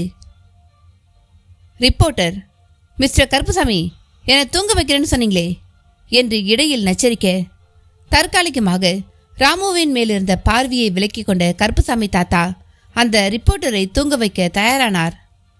அவன் எதிரில் ஒரு டாலர் சங்கிலியை எடுத்து பெண்டலம் போட்டு ஆட்டத் தொடங்கினார். எதுக்கு இதை ஆட்டுறீங்க? பேசாம இதை பாருங்க. பார்த்தா பாருங்க தம்பி. சரி, பார்க்கிறேன். இப்போ நீங்க எதை பார்க்குறீங்க? ஆட்டிக்கிட்டு இருக்க செயினை. செயின்ல எதை? லாக்கெட்ட. குட், பார்த்துக்கிட்டே இருங்க. அதான் பார்த்துக்கிட்டே இருக்கேன்ல. நீங்க பார்க்கறது லாக்கெட்டு தானே? ஆமாம், வேற எதையும் இல்லையே. நிச்சயமா இல்லை. அப்போ உங்க மனசுல இப்ப லாக்கெட் மட்டும்தான் இருக்கு. ஆமாம், லாக்கெட் மட்டும்தான் இருக்கு.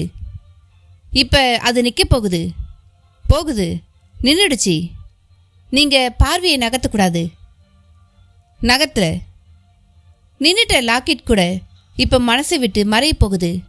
மறைஞ்சிடுச்சு.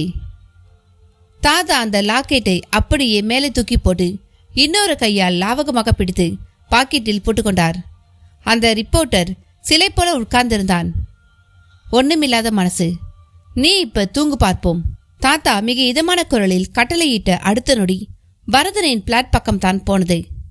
வரதனும் ராமுவும் மிடுக்கான உடையில் எங்கோ புறப்பட்டு கொண்டிருந்தனர். கையில் ஒரு பிரீஃப் கேஸ். தாத்தாவுக்கு புரிந்துவிட்டது.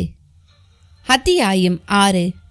ஜனவரி 6, 1906. வித்தைகளில் அசகாய வித்தை பார்த்த மாத்திரத்தில் ஒருவரை சாய்ப்பதுதான். அதில் நான் சந்தித்த சித்தர் அபார திறமைசாலி. இந்த வித்தைக்கு நேத்திர களரி என்று பெயராம்.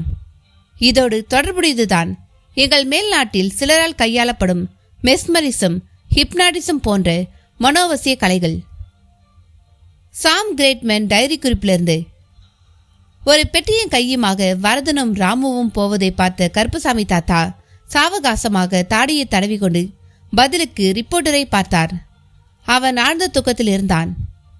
இந்த மாதிரி மனதில் எந்தவிதமான எண்ண கொதிப்பும் அலைச்சலும் இல்லாமல் 5 நிமிடம் தூங்கினாலே கூட போதும். தூங்கி கண் விழிக்கும் பொழுது உடம்பு அத்தனை கலகலப்பாக இருக்கும். கண்களில் வெளிச்சம் கூடிவிட்ட மாதிரி ஒரு உணர்ச்சி தோன்றும். அந்த உணர்ச்சியை வார்த்தைப்படுத்தவே முடியாது. தாத்தா ராமுவை உத்தேசித்து ரிப்போர்ட்டரை எழுப்பிவிட முடிவுக்கு வந்தார். கொஞ்சம் போல தண்ணீர் எடுத்து வந்து முகத்தில் தெளித்தார். ரிப்போர்ட்டரும் விருட்டென்று சிலித்தபடி எழுந்து அமர்ந்தார். என்னப்பா, எப்படி இருக்கு? என்னத்தை சொல்வேன், பிரமாதமான தூக்கம். இப்படி நான் தூங்கினதே இல்லை. சந்தோஷம். மனோசக்தியை இப்போ உங்களால உணர முடியுதா? உணர முடியுது. 1000 வார்த்தையில சொல்லி புரிய வைக்க முடியாததை நீங்க ஒரு 5 நிமிஷ அனுபவத்துல புரிய வச்சிட்டீங்க. நம்ம மனசுக்குள்ள இவ்வளோ சக்தி இருக்குன்னு எனக்கு இன்னைக்கு தான் தெரிஞ்சிச்சு. ரொம்ப சந்தோஷம். எனக்கு கொஞ்சம் வேலை இருக்கு. தாத்தா அந்த ரிப்போர்ட்டரை புறப்பட தூண்டிவிட்டார். ரிப்போர்ட்டரும் 1 நிமிஷம் என்று தாத்தாவை ஒரு புகைப்படம் எடுத்துக்கொண்டு கிளம்பினார். ரிப்போர்ட்டர் கிளம்பி செல்லவும் தாத்தா தன் பிளாட்டுக்குள் நுழைந்து கதவை தாழிட்டு கொண்டார். ஒரு மரப்பலகையை எடுத்து வந்து போட்டு அதன் மேல் ஏறி பத்மாசனமிட்டு அமர்ந்து கொண்டார். கண்களை மூடிக்கொண்டு தியானிப்பது போல் எதையோ செய்ய தயாராகினார். எதை? காரை விட்டு இறங்கிய ராமுவும் வரதனும் பளிச்சென்று தெரிந்த பங்களாவினுள் நுழைந்தனர். சினிமாவுக்கு செட் போட்டது போல பெரிய ஹால், முகத்தில் அரைகிற கலரில் சோஃபாக்கள், கண்ணாடி டீப்பாய்களில் பிளாஸ்டிக் பூச்சரங்கள். ராமு தன் வாழ்நாளில் முதல் தடவையாக இப்பொழுது தான் இந்த மாதிரி பங்களாக்களையே பார்க்கிறான். பார்த்துவிட்டு பெரிதாக வாயையும் பிளந்தான். ராமு, இங்கு உட்கார், வந்துடுறேன், வரதன் சொல்லிவிட்டு ஹாலிலிருந்து மாடிக்கு ஏறும் படியில் ஏறி சென்றான். மாடியில் ஒரு கண்ணாடி அறை, உள்ளே XXX ரம்மை சிப்சிப்பாக நக்கி குடித்து கொண்டு சிரஞ்சீவி. வா வரதா. அதான் வந்துட்டனே, கீழே இறங்கி வரலாம்ல. காரணமாக தான் வரல. என்ன காரணம்? வரதன் கேட்க சிரஞ்சீவியின் கை பக்கத்து ஜன்னலை காட்டியது. ஜன்னலுக்கு வெளியே பக்கத்து பங்களாவின் மொட்டை மாடி. அந்த மொட்டை மாடியின் கைப்படி சுவரில் ஒரு நபர் உட்கார்ந்து கொண்டு பைனாக்குலரில் எங்கெங்கோ பார்த்து கொண்டிருந்தான். சட்டென்று பார்ப்பதை தவிர்த்து திரும்பிய வரதனிடம் கூக்குரல். சிரஞ்சீவி, யார் அது? அநேகமா சிபிசிஐடியா இருக்கணும். ஆமா, நம்ம அடுத்த அசைன்மெண்ட் என்னன்னு எனக்கே தெரியாது. தெரியாத நிலையில் எந்த திட்டத்தையும் போட முடியாது. இப்பொழுதைக்கு இந்த பங்களாவில் தங்கி இருக்க சொல்லி 1 மணி நேரத்துக்கு முந்திதான் மேலிடத்திலிருந்து உத்தரவு வந்தது. அதான் உனக்கு தகவல் கொடுத்துட்டு இங்க வந்தேன். வந்தா இங்க இந்த ஆள். நிச்சயமா எனக்கு கிடைச்ச தகவலை மோப்பம் பிடிச்சி இங்க வந்து நோட்டம் போட சான்ஸே இல்லைன்னு புத்தி ஒரு பக்கம் சொல்லுகிறது. சிபிசிஐடி போலீஸ்காரர்களை சாதாரணமாக எடை போட்டுடாதேனும் புத்தி இன்னொரு பக்கம் சொல்லுது. அதனால தான் சந்தேகத்தோடு இங்கே நோட்டம் போட்டுக்கிட்டு இருக்கேன். அது எப்படி? நீங்க நோட்டம் போறது அந்த ஆளுக்கு தெரியாதா? நீ இன்னும் கத்துக்குட்டித்தனமாகவே கேள்வி கேட்கிற வரதா. அந்த கண்ணாடியை பார். சிரஞ்சீவி தான் அமர்ந்திருக்கும் இடத்திற்கு நேர் எதிரில் சுவற்றில் 30 டிகிரி சாய்மானத்தில் மாட்டப்பட்டிருந்த நிலை கண்ணாடியை காட்டினான். அது நேர் எதிரே ஜன்னலுக்கு அப்பால் அந்த நபர் கைப்பிடி சுவர் மேல் உட்கார்ந்து கொண்டிருப்பதை லைவ் டெலிகாஸ்ட் செய்து கொண்டு இருந்தது. வாவ், இதுல இருக்கா சூட்சுமம்? இதை கேட்டு தெரிஞ்சுக்காம நீயும் கண்ணாடியை பார்த்து மட்டும் புரிஞ்சுக்கிட்டு இருந்தா நீ தேறிட்டேன்னு நினைச்சிருப்பேன். ஆனா நீ இன்னும் எல்கேஜியாவே இருக்க வரதா. வரதா உடனே தலையில் நறுக் நறுக் என்று கொட்டிக்கொண்டான். சரி, சும்மா தலையை கொட்டிக்காத. உன்கிட்ட இன்னொரு விஷயத்தையும் சொல்லணும். என்ன சிரஞ்சீவி? இந்த மெட்ராஸ்ல மனோவசியம், மெஸ்மரிசம், ஹிப்னாட்டிசம் இதோட நேத்திர கலர்னு அபூர்வ வித்தை தெரிஞ்ச ஒருத்தரும் இருக்கிறதா எனக்கு தகவல் கிடைச்சிருக்கு. அவரை கண்டுபிடிக்க சொல்லி உத்தரவும் போட்டிருக்காங்க. நேத்திர கலரியா? அப்படின்னா காட்டுக்குள்ள தெரிஞ்சிட்டு இருக்க சித்த சன்னியாசிகளுக்கு மட்டும் தெரிஞ்ச அபூர்வ வித்தை அது. சிரஞ்சீவி பதில் சொல்லிக்கொண்டே கண்ணாடியில் ஒரு பார்வை பார்த்தான். பைனாக்குலர் ஆசாமியோடு இப்பொழுது ஒரு பெண் பேசிக்கொண்டு இருந்தாள். அபூர்வ வித்தைனா எப்படி? புரியல. ஒரு மனுஷனை பார்த்த மாத்திரத்துல அவனை தன் மனசுல நினைக்கிற மாதிரி நடந்துக்க வைக்கிறது. எப்படி? முண்டோம், இப்போ எனக்கு நேத்திர கலரி தெரியும்னு வச்சுக்கோ. சரி, உன்னை பார்த்த நிமிஷம் டேய் போய் இந்த மாடியிலேருந்து கீழே குதின்னு என் மனசுக்குள்ள சொல்வேன். அது உனக்கு பாஸ் ஆகி நீ ஏன் எதுக்குன்னு கேட்காம மாடியிலேருந்து கீழே குதிச்சு தற்கொலை செய்துக்குவே. அது எப்படி முடியும் சிரஞ்சீவி? முடியும். சில கேஸ்கள் விஷயத்துல அந்த மாதிரி நடந்திருக்கு. நம்பவே முடியலையே. நீ முதல்ல மெஸ்மரிசம், ஹிப்னாட்டிசத்தே நம்பல. உன்னையே அதால மாத்தி காட்டினப்பதான் ஒத்துக்கிட்ட. சரி, அந்த நபரை கண்டுபிடிச்சு என்ன பண்ண போறோம்? அவரை பயன்படுத்திக்க முடியுமான்னு பார்க்கத்தான். எப்படி? டியூப்லைட், சரியான டியூப்லைட். நீ இப்ப நமக்கு தெரிஞ்ச வித்தையால ஒருத்த மனசை ஆப்ரேட் பண்ணணும்னா சம்பந்தப்பட்ட நபர் என்னை போல ஆப்ரேட் பண்ற நபர்களோட கண்களை பார்க்கணும். அந்த சந்தர்ப்பத்துல நானும் இதமான குரல்ல பக்குவமா பேசணும். இதுக்கு சில நிமிடங்கள் ஆகும். அதுக்கு பிறகுதான் அந்த நபர் நான் சொன்னபடி நடந்துக்குவான். ஆனா நேத்திர கலரி தெரிஞ்சா எதிரி ஒத்துழைக்கணும் என்ற அவசியமே இல்லை. பார்த்த மாத்திரத்துல சாச்சிடலாம். சிரஞ்சீவி, நீ புருடா விடலையே. வாங்கிட்ட போய் பேசுறேன் பார். இதை பார், புரியும். சிரஞ்சீவி ஒரு டைரியை தூக்கி போட்டான். வரதனும் அதை பிரித்தான். ஆங்கிலத்தில் அதில் குறிப்புகள். இது என்ன டைரி? எனக்கு இங்கிலீஷ் படிக்க தெரியாது. தெரியும், அதனால தான் துணிச்சலா இதை உனக்கு காட்டினேன். Indian Siddha culture, Indian mythology என்கிற 3 சப்ஜெக்ட்களை இந்த நூற்றாண்டோட தொடக்கத்தில், அதாவது 1906 ஆராய்ச்சி செய்த ஒருத்தர் அவர் எழுதின டைரி இது. இந்த வெள்ளைக்காரர் இந்த ஆராய்ச்சிகளை செய்ய ஆரம்பிச்சப்ப அவரோட வயசு 33. இங்க வந்து எல்லா ஆராய்ச்சியும் செஞ்சு காயக்கல்பம் ஜீவலேகியம்னு மார்க்கெட்ல கிடைக்காத சித்த மருந்துகளை சாப்பிட்டு கிட்டத்தட்ட 121 வருஷம் உயிரோட இருந்தான். இப்பதான் 3-4 வருஷம் முன்னாடி செத்து போனான். சாகும்பொழுது இந்த டைரியோட இன்னும் பல விஷயங்களை ஒரு பத்திரிகைக்காரர்கிட்ட கொடுத்து பப்ளிஷ் பண்ண சொல்லிட்டு செத்து போனான். அந்த பத்திரிகைக்காரர்கிட்ட இருந்து நம்ம இயக்கம் இதை 1 கோடி ரூபாய் கொடுத்து விலைக்கு வாங்கினாங்க. 1 கோடி ரூபாய்க்கா? வாயை புழக்காத. இதுல உள்ள தகவல்கள் பல கோடி மதிப்புள்ளது. இந்த டைரியில தான் ஒரு குறிப்பு இருக்கு. அதுதான் இந்த சென்னையில அவரை போலவே காயக்கல்பம் ஜீவலேகியம்னு சாப்பிட்டு இன்னும் உயிரோடு இருக்கிற ஒருத்தரை பத்தி சொல்லி இருக்கு. அந்த நபருக்கு தான் நேத்திர களரி தெரியுமாம். அவர் பேர், அட்ரஸ், பேர் மிஸ்டர் பிளாக்னு சொல்லப்பட்டிருக்கு. அவர் அநேகமா இன்னொரு வெள்ளைக்காரராக தான் இருக்கணும். அதனால கண்டுபிடிக்கிறது சுலபம்னு நினைக்கிறேன். அவரை கண்டுபிடிக்கிறோம்னே வை. அந்த நபர் நம்ம திட்டத்துக்கு ஒத்து வருவாரா? இப்பதான் நல்ல கேள்வி கேட்டிருக்க. பொதுவுல இந்த மாதிரி வித்தை தெரிஞ்ச ஆட்கள் நம்மை மாதிரி ஏக்கப்பணிகள் செய்ய மாட்டாங்க. பின்ன எப்படி அவங்கள பயன்படுத்திக்க முடியும்? அவங்க கிட்ட அந்த நேத்திர களரியை கத்துக்கிட்டு நாம பயன்படுத்தலாம் இல்லையா? ஓ, நீ அப்படி வரியா? நீதான் டியூப்லைட் ஆச்சே. செல்லமாக வரதனை திட்டிவிட்டு திரும்ப கண்ணாடி வழியாக பைனாக்குலர் ஆசாமியே பார்த்தான். அந்த நபர் தன்னோடு பேசிக்கொண்டிருந்த பெண்ணிடம் பைனாக்குலரை தந்து வானத்தில் எதையோ காட்டிக்கொண்டிருந்தார். வரதா, இந்த ஆள் சிபிசிஐடி இல்ல. நான் அனாவசியமா சந்தேகப்பட்டுட்டேன். எப்படி சிரஞ்சீவி இல்லைங்கிற முடிவுக்கு வந்த? எனக்கு கொஞ்சம் சொல்லே. வானத்துல பட்டங்கள் பறக்குது பார். அத அந்த பொண்ணுக்கு காட்டிட்டு இருக்கான். அநேகமா கைட் ரேஸ் நடந்துகிட்டு இருக்கணும். அதுல தங்களோட டீம் பட்டங்கள் எவ்வளவு உயரத்தில் பறக்குதுன்னு பாக்குறான்னு நினைக்கிறேன். சிரஞ்சீவி, நீ எச்சரிக்கைக்கு எச்சரிக்கை, புத்திசாலிக்கு புத்திசாலி. எவ்வளவு வேகமா முடிவுக்கு வர? அதனால தான் நான் ₹1,00,000 சம்பளம் வாங்குறேன். நீ இன்னும் 10,000 இருக்க. வரதன் பதிலுக்கு வழிந்தான். வழியாத, அந்த ராமுவோட தடை வந்திருக்க. பின்ன அவனுக்கு என்ன தேவையோ எல்லாம் வாங்கி கொடு. அவன் ஆசைகளை நல்லா பூர்த்தி செய். அப்படின்னா அநேகமா அவன் நம்மளோட 3வது ஹியூமன் பாமா தான் அமைவான்னு நினைக்கிறேன். அப்படியா? அதிர்ச்சியோடு வாயை பிளந்தான் வரதன். சரி வா, இனி இங்க இருக்க வேண்டியதில்ல. சிரஞ்சீவி அவனை தள்ளிக்கொண்டு மேலே இருந்து கீழே வந்தான். ராமு சோஃபாவில் அமர்ந்த சுகத்தில் அலுப்பில் தூங்கியே விட்டிருந்தான். வரதனுக்கு அவனை பார்க்க பரிதாபமாக இருந்தது. பையன் தூங்கிட்டானே. வீட்டில் நல்லா வேலை வாங்கினியாக்கும்.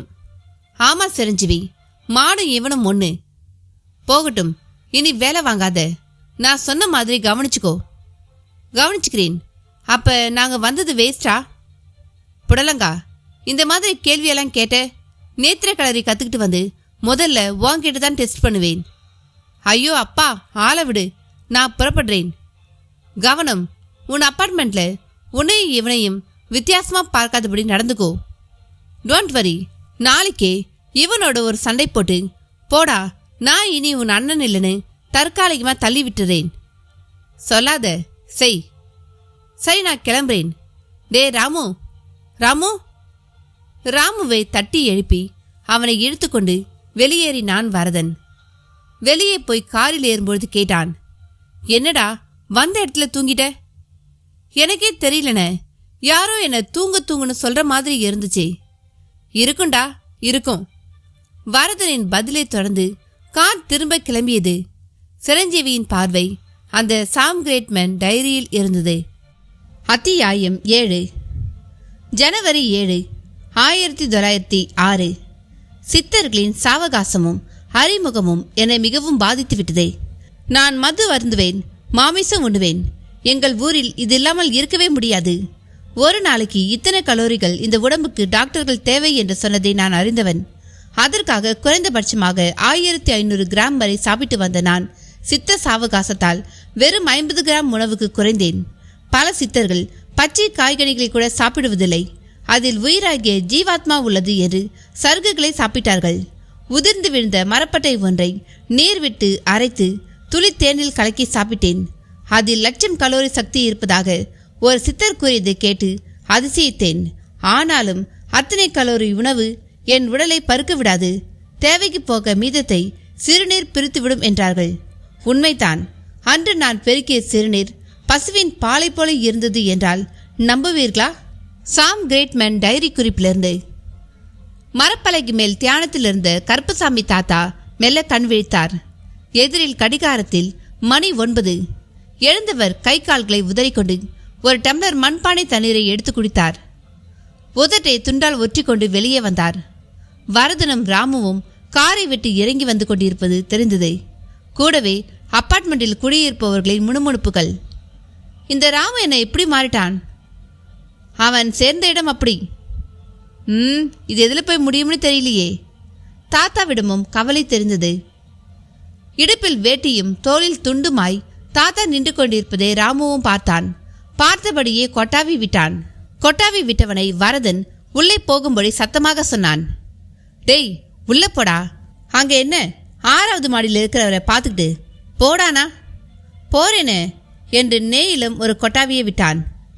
தாத்தாவுக்கு என்ன தோன்றியதோ மலமளவென்று அங்கிருந்து நடந்து வரதனின் பிளாட் முன் வந்து நின்றார். அதற்குள் உள்ளே நுழைந்த வரதன் கதவை தாழிட்டு கொண்டு விட்டிருந்தான்.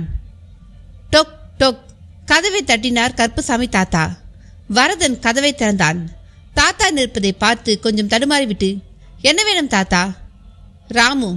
எதுக்கு? உனக்கு நான் பதில் சொல்ல வேண்டிய அவசியம் இல்லை. அவனை கூப்பிடு. அவன் இனி வரமாட்டான். அதை சொல்ல நீ யார்? நான் அவன் அண்ணன். இதுக்கு மேலே வளவலன்னு எதுவும் பேசாம நீங்க கிளம்பி போகலாம். என்ன வரதா, திடீர்னு உறவு முறையெல்லாம் கொண்டாடுற?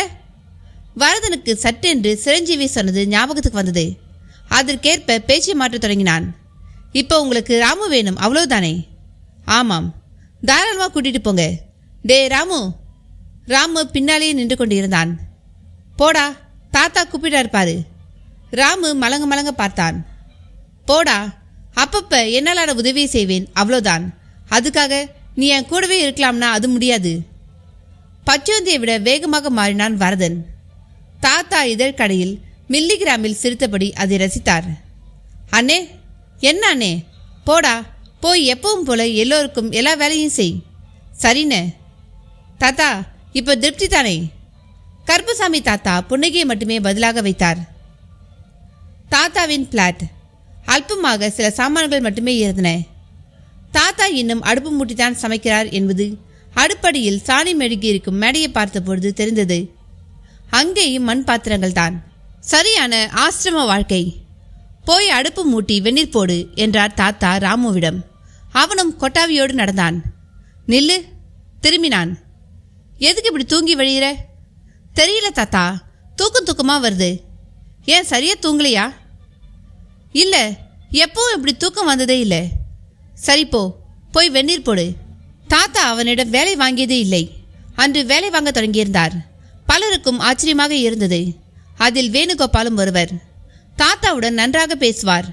அவர் தாத்தாவை நெருங்கி தன் சந்தேகங்களை கேட்க ஆரம்பித்தார். வணக்கம் தாத்தா. வாப்பா வேணு. என்ன தாத்தா, நம்ம ராமுவை ஒரு வழியா அந்த வரதன்கிட்ட இருந்து பிரித்து இழுத்துக்கிட்டு வந்துட்ட மாதிரி தெரியுதே. அதை கேட்க தான் வந்தியா? ஏன் தாத்தா, கேட்கக்கூடாதா? சரி கேளு. வரதனுக்கு திடீர்னு ஏன் இத்தனை கரிசனம்? அதை அவன்கிட்ட போய் கேளு. சரி தாத்தா. எப்படி நீங்கள் போய் ராமுவை அனுப்புன்னு சொன்ன உடனே அனுப்பிட்டான்? இதுக்கு பதிலை அவன் தான் சொல்லணும். எல்லா கேள்விக்கும் இப்படி பொத்தாம் பொதுவாக பதில் சொன்னா என்ன அர்த்தம்? நீ தேவையில்லாத விஷயத்துல எல்லாம் தலையிட்டா நான் இப்படி தான் பேச வேண்டியிருக்கும். எது தேவையில்லாத விஷயம் தாத்தா? ராமு நம்ம அத்தனை பேருக்கும் பொதுவானவன். சரி, அதுக்கு என்ன பண்ண சொல்ற? நான் ஒன்றும் பண்ண சொல்லலை. ஒரு அக்கறையோட தான் உங்ககிட்ட பேசவே வந்தேன். அவன் நான் உன் அண்ணன்னு சொல்லியிருக்கான். இவனுக்கும் ஒரு அண்ணன் தேவைப்பட்டிருக்கான். அதான் போயிட்டான். நீயும் சொல்லு. உனக்கும் ராமு எல்லா உபகாரமும் செய்வான். இங்கே நம்ம எல்லோருமே அவனுக்கு அண்ணன் தம்பிங்க தானே. அதை வார்த்தையில் சொல்லாமல் செயல்படுத்தணும். செயல்படுத்தாமலா இருக்கும்? அப்படியா? அப்படின்னா உன் வீட்டு படுக்கை அறையில் ராமுவுக்கு ஒரு இடம் ஒதுக்குவியா? அது அது பாத்தியா, நீ எல்லாம் வெறும் வார்த்தை அண்ணன் தான். நீங்கள் மட்டும் என்ன இவ்வளோ நாள் இல்லாமல் இப்போ போய் வேலை வாங்குறீங்களே? நான் வேலை வாங்கல, அவ்வளவுதான் இப்போதைக்கு சொல்வேன். அப்பொழுது ராமு அடுப்பை பற்ற வைத்ததில் கிளம்பிய புகை வீட்டுக்கு கூட வரை வந்து இருவர் கண்களையும் அரித்தது. வேணு பலமாக எருமை விட்டு கண்களை கசக்கி விட்டு கொண்டார். ஆமாம், இது என்ன தாத்தா, இந்த காலத்திலையும் விறகு அடுப்பை யூஸ் பண்ணிக்கிட்டு? அதுதான் மனுஷ வாழ்க்கைக்கு ஆரோக்கியமானது. என்ன தாத்தா இது உளறல்? இப்படி கண் எறிய எருமி கஷ்டப்படுறதுக்கு பேர் ஆரோக்கியமா? நிச்சயமா, தாத்தா அதிர்ச்சி அளித்தார். வேணுவும் விடவில்லை. இது எப்படி தாத்தா ஆரோக்கியமாகும்? நான் ஒரு கேள்வி கேட்கிறேன், பதில் சொல். கேளுங்க. இந்த கேஸ் அடுப்பு பரவலா பழக்கத்துக்கு வந்து எத்தனை வருஷமாகுது? அதிகபட்சம் ஒரு 20 வருஷம்னு சொல்லலாம். அப்போ 20 வயசாகிற பசங்க அவ்வளோ பெரியும் கணக்கில் எடுத்துக்கோ. இவங்களை யாரையாவது நீயும் நானும் சிறு வயசில் சாப்பிட்ட மாதிரி சாப்பிட்றாங்களா? இப்போ எதுக்கு இந்த கேள்வி? என் கேள்விக்கு நீ பதில் சொல். சாப்பிட்றாங்களா? நிச்சயமாக இல்லை. நம்ம காலத்துக்கு நாம் பறந்து பறந்து சாப்பிட்டோம். இப்போ இருக்கிற பசங்களுக்கு கோக், ஐஸ்கிரீம் இதுதான் பிடிக்கிறது. சரி, ஹார்ட் சர்ஜரி, இதய நோயின்னு இப்போ தினசரி கேள்விப்படுறோமே, நம்ம காலத்தில் இது எப்படி இருந்தது? சத்தியமா எனக்கு தெரிஞ்சு அரசியல் தலைவர்களுக்கு தான் மாரடைப்பு வரும். அதை வச்சு தான் ஹார்ட் அட்டாக்னு ஒரு வியாதி இருக்கிறதே தெரியும். என் உறவினர்கள், நண்பர்கள் யாருக்கும் ஹார்ட் சம்பந்தமான பிரச்சனை இருந்து நான் பார்த்ததே இல்லை. சரி, சக்கரை வியாதி அதுவும் தான். இப்போ அதெல்லாம் எப்படி இருக்கு? நிச்சயமா வீட்டுக்கு ஒரு சுகர் பேஷண்ட் இருக்காங்க, வீதிக்கு ஒரு ஹார்ட் பேஷண்ட் இருக்காங்க. அதையெல்லாம் தவிர்க்கத்தான் நான் விறகு அடுப்புலையே இன்னும் இருக்கேன். விறகு அடுப்புக்கும் இதுக்கும் என்ன சம்பந்தம்? விறகு அடுப்பில் சமைக்கிறதுன்றது ஒரு வகையில் அக்னிஹோத்திரம் பண்ணுற மாதிரி. அதாவது சூரிய கடவுளையும் அக்னி பகவானையும் ஆராதிக்கிற மாதிரி. விறகு எரியும் பொழுது உருவாகிற புகையில் பலவித விஷயங்கள் அடங்கியிருக்கு. அது ஒரு வீட்டின் அக்னி முறையில் உருவாக்குற வெப்ப கதிர்களை சுத்திகரித்து விஷத்தை முறிச்சு வீட்டை ஆரோக்கியமாக வைக்குது. அதனால சுவாசம் சீராகுது, பசி நல்லா எடுக்குது, உணவும் நல்லா செரிக்குது. அப்படின்னா கேஸ் அடுப்பு சமையல் சுகாதாரம் இல்லாததா? கேஸுங்கிறது தானே பெட்ரோலிய கூட்டுத்தானே? ஆமாம், அது வாயுவை அஸ்தப்படுத்துது. அஸ்தமாக்குற அந்த வாயுவை தான் நாமளும் சுவாசிக்கிறோம். ஒரு நாளா 2 நாளா 20-25 வருஷமா இதுதான் நிலை. உங்க கருத்தை விஞ்ஞானிகள் ஒத்துப்பாங்களா? அவங்க ஒத்துக்கிறத பற்றி எனக்கு கவலை இல்லை. நான் சொல்றது என் நம்பிக்கை சார்ந்த தீர்மானமான கருத்து. வெளியே சொன்னால் சிரிப்பாங்க தாத்தா. நான் இங்கே எதுவும் சொல்லாமலேயே உங்களையெல்லாம் பார்த்து சிரிக்கிறேனே, அதை விடவா? நீங்கள் ஒரு விசித்திர பிறவி தாத்தா. நிச்சயமா? ஆமாம், நீங்கள் கல்யாணமே பண்ணிக்கலையா? இதுக்கு நான் பதில் சொல்லி ஓஞ்சி போயிட்டேன். அது சரி, இந்த மந்திரிக்கிறது பாடம் போடுறதை எல்லாம் எங்கே நீங்கள் கற்றுக்கிட்டீங்க? தாத்தா பதில் சொல்லாமல் சிரித்தார். அதெல்லாம் எந்த அளவு தாத்தா உண்மை? மீண்டும் சிரித்தார். நீங்கள் பாடம் போட்டால் குழந்தைகளுக்கு நல்லா ஆயிடுது. ஆக அதில் ஏதோ இருக்குன்னு தெரியுது. ஆனால் கேட்டால் வாயை திறக்க மாட்டேன்றீங்களே. உனக்கு சொன்னது யாரு? புரிகிற மாதிரி சொல்லுங்க. எதுக்கு சொல்லணும்? நாங்கள் தெரிஞ்சுக்கத்தான். தெரிஞ்சுக்கிட்டு என்ன பண்ணுவ? ஆஹா ஓஹோன்னு பாராட்டுவேன். வேண்டாம், பாராட்ட வேண்டாம். இதெல்லாம் பம்மாத்து. அப்படியே நினை. என்ன தாத்தா கோவிச்சிட்டிங்களா? போதும் வேணு, போய் உன் வேலையை பார். வேணுவும் சரி என்று கிளம்பினார். ஆனால் அவர் பார்வை ஷெல்ஃப் பக்கம் போனது. அதில் ஒரு குரூப் ஃபோட்டோ இருந்தது. மிக பழைய ஃபோட்டோ. அதில் 30-40 பேர் அமர்ந்திருக்கிறார்கள். சில வெள்ளைக்காரர்களும் அதில் இருக்கின்றனர். மேலே குருகுலம் என்று எழுதப்பட்டு இருக்கிறது. என்ன படம் இது? நான் குருகுல பயிற்சி எடுத்தப்ப எடுத்துக்கிட்டது. 1944 போட்டிருக்கே. ஆமாம். வெள்ளைக்காரங்களாம் இருக்காங்களே, அவங்க இருக்கக்கூடாதா? இல்லை, அவங்க எப்படி இந்த படத்தில்? நல்ல விஷயத்துக்கு உலகம் பூரா ஆட்கள் இருக்காங்க. அப்போ அந்த குருகுலத்தில் தான் நீங்கள் வித்தையெல்லாம் கற்றுக்கிட்டீங்களா? அப்படியே வச்சுக்கோ. பிடி கொடுக்காம பேசுறீங்க தாத்தா. சரி, நான் வரேன். வேணு வாசல் தாண்ட ராமு அவர் எதிரில் வந்து, தாத்தா வெந்நீர் தயார் என்றான். சரி, குளிச்சுட்டு வா. தாத்தா சொன்னது அவனை ஆச்சரியப்படுத்தியது. தாத்தா வெந்நீர் எனக்கா? ஆமாம், குளிச்சுட்டு வா. இப்போ எதுக்கு தாத்தா? அவன் அப்படி கேட்கவும் தாத்தா அவன் புருவ மையத்தை பார்த்தார். அவனுக்கு குறுகுறுத்தது. உள்ளே குட்டியாய் ஒரு புழு நிலைக்கிற மாதிரி இருந்தது. பிறகு சில நொடிகளில் சில்லென்று தோன்றியது. அதற்கு பிறகு குப்பென்று வியர்த்தது. வியர்த்து கொட்டிய சில நொடிகளிலேயே உடம்பு குளிரில் நடுங்குகிற மாதிரி நடுங்க தொடங்கியது. என்ன குளிருதா? ஆமாம் தாத்தா, வெந்நீரில் குளிச்சுட்டு வா, சுகமாயிருக்கும். சரி. ராமு குளிப்பதற்காக திரும்பி சென்றான். தாத்தா தன் தாடியை நீவிக்கொண்டார். பெருமூச்சு விட்டார். அப்பொழுது அப்பார்ட்மெண்டே நடுங்கும்படி ஒரு சப்தம். எட்டி பார்த்தார். ஒரு 3 வயது குழந்தை பால்கனி கைப்பிடி சுவரின் மேல் அமர்ந்து கொண்டு வெளிப்பக்கம் சாய்ந்துவிட்ட நிலையில் அலறிக்கொண்டு இருந்தது. ஓடிப்போய் தூக்க இடமில்லாதபடி அந்த கைப்பிடி சுவருக்கு முன்னால் கிரில் கம்பி. அதில் அதன் உடம்பு நுழைந்து விட்டது. ஆனால் மற்றவர்களால் கையை தான் நீட்ட முடிந்தது. நீண்ட கையும் குழந்தைக்கு ஒரு ஜான் முன்பே முடிந்து போனது. குழந்தை உயிர் பயத்தோடு கைப்பிடி சுவரை பிடித்தபடி கத்திக்கொண்டு இருந்தது. பலம் உள்ளவரை இறுகி பிடித்தபடி இருந்தது. எந்த நொடியும் அதன் கைப்பிடி தளரலாம். தளர்ந்தால் 100 அடிக்கு மேலான உயரத்திலிருந்து விழுந்து கபாலம் உடைந்து அந்த கணமே சாக வேண்டியதுதான். ஒரு கூட்டமை எப்படி காப்பாற்றலாம் என்று பரிதவித்துக் கொண்டிருந்தது. தாத்தாவும் பார்த்தார். வெகு நாட்களாக குழந்தை இல்லாமல் இருந்த ஒரு தம்பதிக்கு பிறந்திருக்கும் குழந்தை. அதை பெற்றவள் கதறிக்கொண்டிருந்தாள். சிலர் தீயணைப்புத்துறைக்கு போன் செய்ய ஓடினார்கள். சிலர் மாடிக்கு சென்று கயிறு கட்டிக்கொண்டு இறங்கும் முயற்சியில் இருந்தனர். தாத்தா நடுவில் குழைந்து கொண்டு சென்றார். பால்கனி கிரில் நடுவில் முகத்தை வைத்துக்கொண்டு அழும் குழந்தையை பார்த்தார். பிடி நிறைவே தளர்ந்து இன்னும் சொற்ப நொடிகளில் குழந்தை விழப்போகிறான் என்பது தெரிந்துவிட்டது. கீழே ஒரு போர்வையை வைத்துக்கொண்டு அதில் பிடிக்க முயற்சித்தபடி சிலர். ஆனால் விழும் வழியில் ஜன்னல் ஸ்லாபுகள் குறுக்கிட்டபடி இருந்தன. அதில் மோதிதான் குழந்தை கீழே விழும். ஐயோ, என்ன கொடுமை இது! பெற்றவள் தலையில் அடித்து கொண்டாள். பார்த்து கொண்டிருந்த தாத்தாவின் கண்களில் மட்டும் நம்பிக்கை ஒளி. உற்று பார்த்தவர் குழந்தையை கூப்பிட தொடங்கினார். டே ராஜா, வா, இந்த பக்கமா வா, வந்துரு, வா. என்ன தாத்தா நீங்க? கூப்பிட்டா புரிஞ்சுக்கிட்டு வர குழந்தையா அது? பின்னால் இருந்து ஒரு பதற்றம் நிறைந்த சத்தமான கமெண்ட். தாத்தா அசரவில்லை. வந்துரு, வந்துரு, வா, வா. தாத்தாவின் அழைப்புக்கு ஆச்சரியப்படும்படியான பலன். அந்த குழந்தை மலையேற முயற்சிப்பவர்கள் தம் கட்டி தங்கள் உடம்பை தூக்கி போடுவது போல குழந்தை அழுவதை நிறுத்திவிட்டு முயற்சிக்க ஆரம்பித்து விட்டது. எல்லோரிடமும் ஆச்சரிய பதட்டம். வா, வந்துரு, வந்துரு, பார்ப்போம். என்ன ஆச்சரியம்! அந்த குழந்தை புரிஞ்சு இந்த பக்கமாக ஏறி வருதே. அட, வந்துருச்சே! குழந்தை பால்கடை கைப்பிடி சுவற்றின் அந்த பக்கத்திற்கு வந்து விழுந்து எழுந்தும் நின்றது. பிறகு தத்தக்கா பித்தக்காய் என்று நடந்து கிரில் அருகே வர தாத்தா அதை பிடித்துக்கொண்டு லாவகமாக கிரில் வழியே வெளியே எடுத்தார். அப்பாடா! பெற்றவள் தாத்தா காலில் விழுந்தாள். எல்லோரிடமும் பெருமூச்சை. தாத்தா குழந்தையை ஒப்படைத்துவிட்டு சாதாரணமாக அங்கிருந்து கிளம்ப முயன்றார். எல்லோரும் அவர் கையை பற்றி குலுக்கினார்கள். வேணு முதல் முறையாக அவரை நெருங்கி சரேல் என்று காலில் விழுந்தார். ஏய், எழுந்திருப்பா, என்ன இது? நீங்க நிஜமா அசாதாரண மனுஷன்தான், அதான் காலில் விழுந்தேன், ஆசீர்வாதம் பண்ணுங்க. தாத்தா சிரித்தபடி தலையை தடவி கொடுத்துவிட்டு தன் பிளாட்டுக்குள் நுழைந்தார். ராமு குளித்துவிட்டு தயாராக இருந்தான். குளிச்சிட்டியா?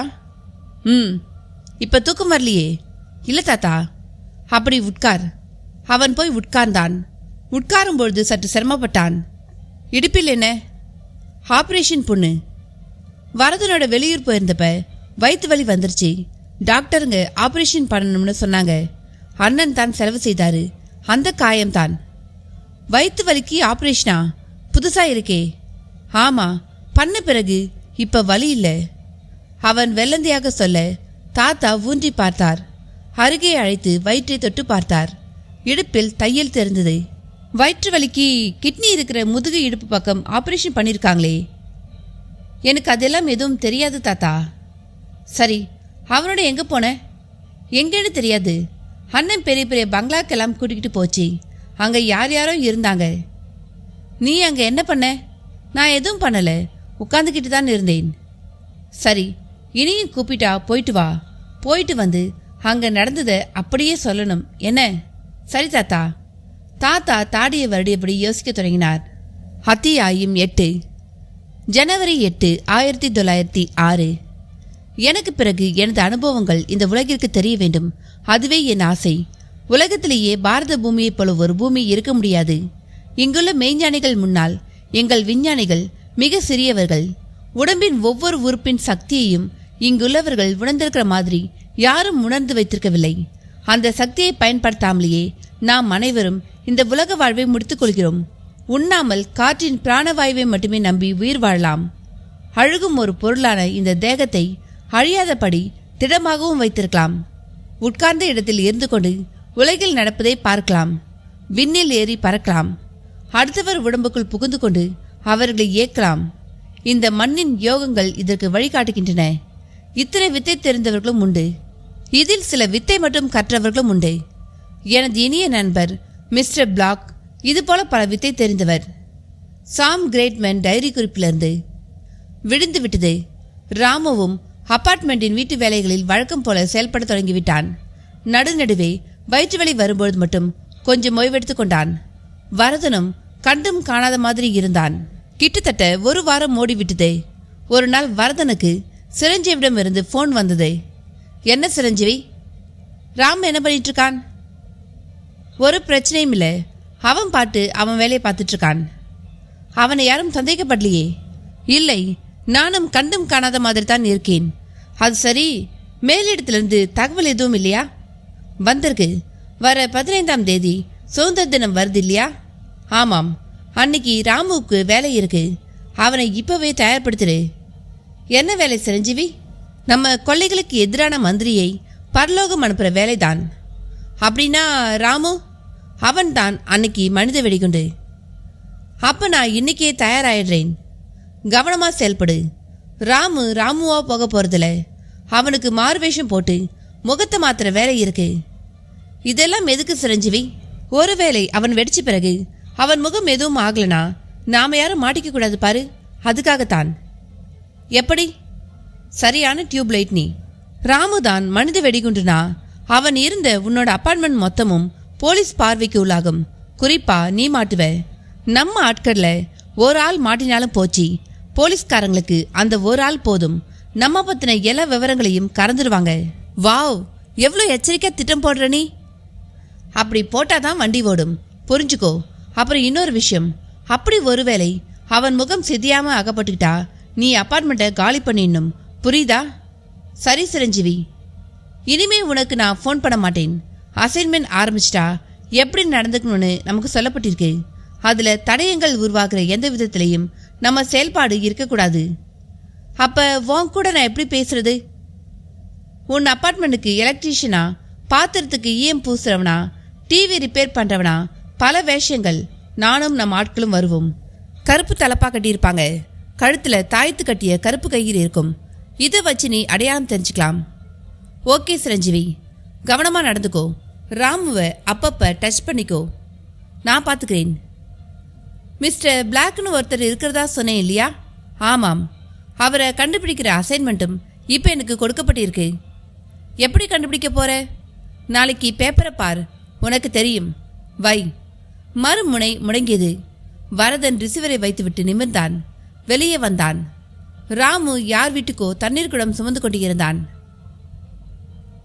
பேப்பர் வந்துவிட்டு இருந்தது. ஆவலாக வாங்கி பார்த்தான் வரதன். அதில் ஒரு மூலையில் விளம்பரம் ஒன்று. அன்புள்ள மிஸ்டர் பிளாக், நான் உங்கள் நண்பர் சாம் கிரேட்மேன் பேசுகிறேன். நீங்கள் எங்கிருக்கிறீர்கள் என்று தெரியவில்லை. உங்களை சந்தித்து பல வருடங்கள் ஆகிவிட்டது. சந்திக்க விரும்புகிறேன். தயவு செய்து இந்த விளம்பரம் பார்த்து என்னை ஹோட்டல் லேகாவில் ரூம் நம்பர் 400 தொடர்பு கொள்ளவும். நமது குருகுல அனுபவங்களை என்னால் மறக்க முடியாது. இப்படிக்கு சாம் கிரேட்மேன். விளம்பரத்தை படித்தவுடன் அதில் முதலில் தெரிந்தது சிரஞ்சீவியின் புத்திசாலித்தனம்தான். இந்த சிரஞ்சீவி தான் எத்தனை பெரிய கில்லாடி. மனதுக்குள் பாராட்டு பத்திரம் வாசித்தான். பேப்பரை சுருட்டி கொண்டு வெளியேறும்பொழுது நிறைய பேர் கருப்புசாமி தாத்தாவை பார்க்க போய்கொண்டு இருந்தார்கள். எல்லோர் இடுப்பிலும் தோளிலும் குழந்தைகள். சிரிப்பு வந்தது.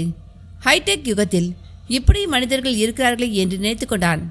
தாத்தாவும் இப்பொழுதெல்லாம் அவன் மேலும் கவனமாக இருப்பதால் அவனை கைத்தட்டி கூப்பிட்டார். அரைமனதாக அவரை நோக்கி சென்றான். வா வரதா. எதுக்கு கூப்பிட்டீங்க? சும்மாதான். ஆமா, உடம்பு கிடம்பு சரியில்லையா உனக்கு? இல்லையே, பார்த்தா அப்படி தெரியலையே, ரொம்ப டல்லா இருக்கியே. அதெல்லாம் ஒண்ணுமில்ல, நான் வரேன். சரி, அது என்ன கையில பேப்பரா? ஆமாம். படிச்சிட்டியா? எதுக்கு, உங்களுக்கு வேணுமா? கொடே, பார்த்துட்டு தரேன். பேப்பர் படிக்க கூட நேரம் இருக்கா? இங்கே ஒரே கூட்டமாக இருக்கே. இவங்கெல்லாம் போன பிறகு படிச்சுட்டு போகிறேன். தாத்தா விடாமல் வளைத்தார். அவனும் அரைமனதாக பேப்பரை கொடுத்து விட்டு விலகினான். விலகியவன் எதிரே காய்கறி கூடையோடு வந்து கொண்டிருந்த ராமுவை தான் பிடித்தான். டே ராமு, கொஞ்சம் கூட வா. எங்கண்ணே? வாடானா.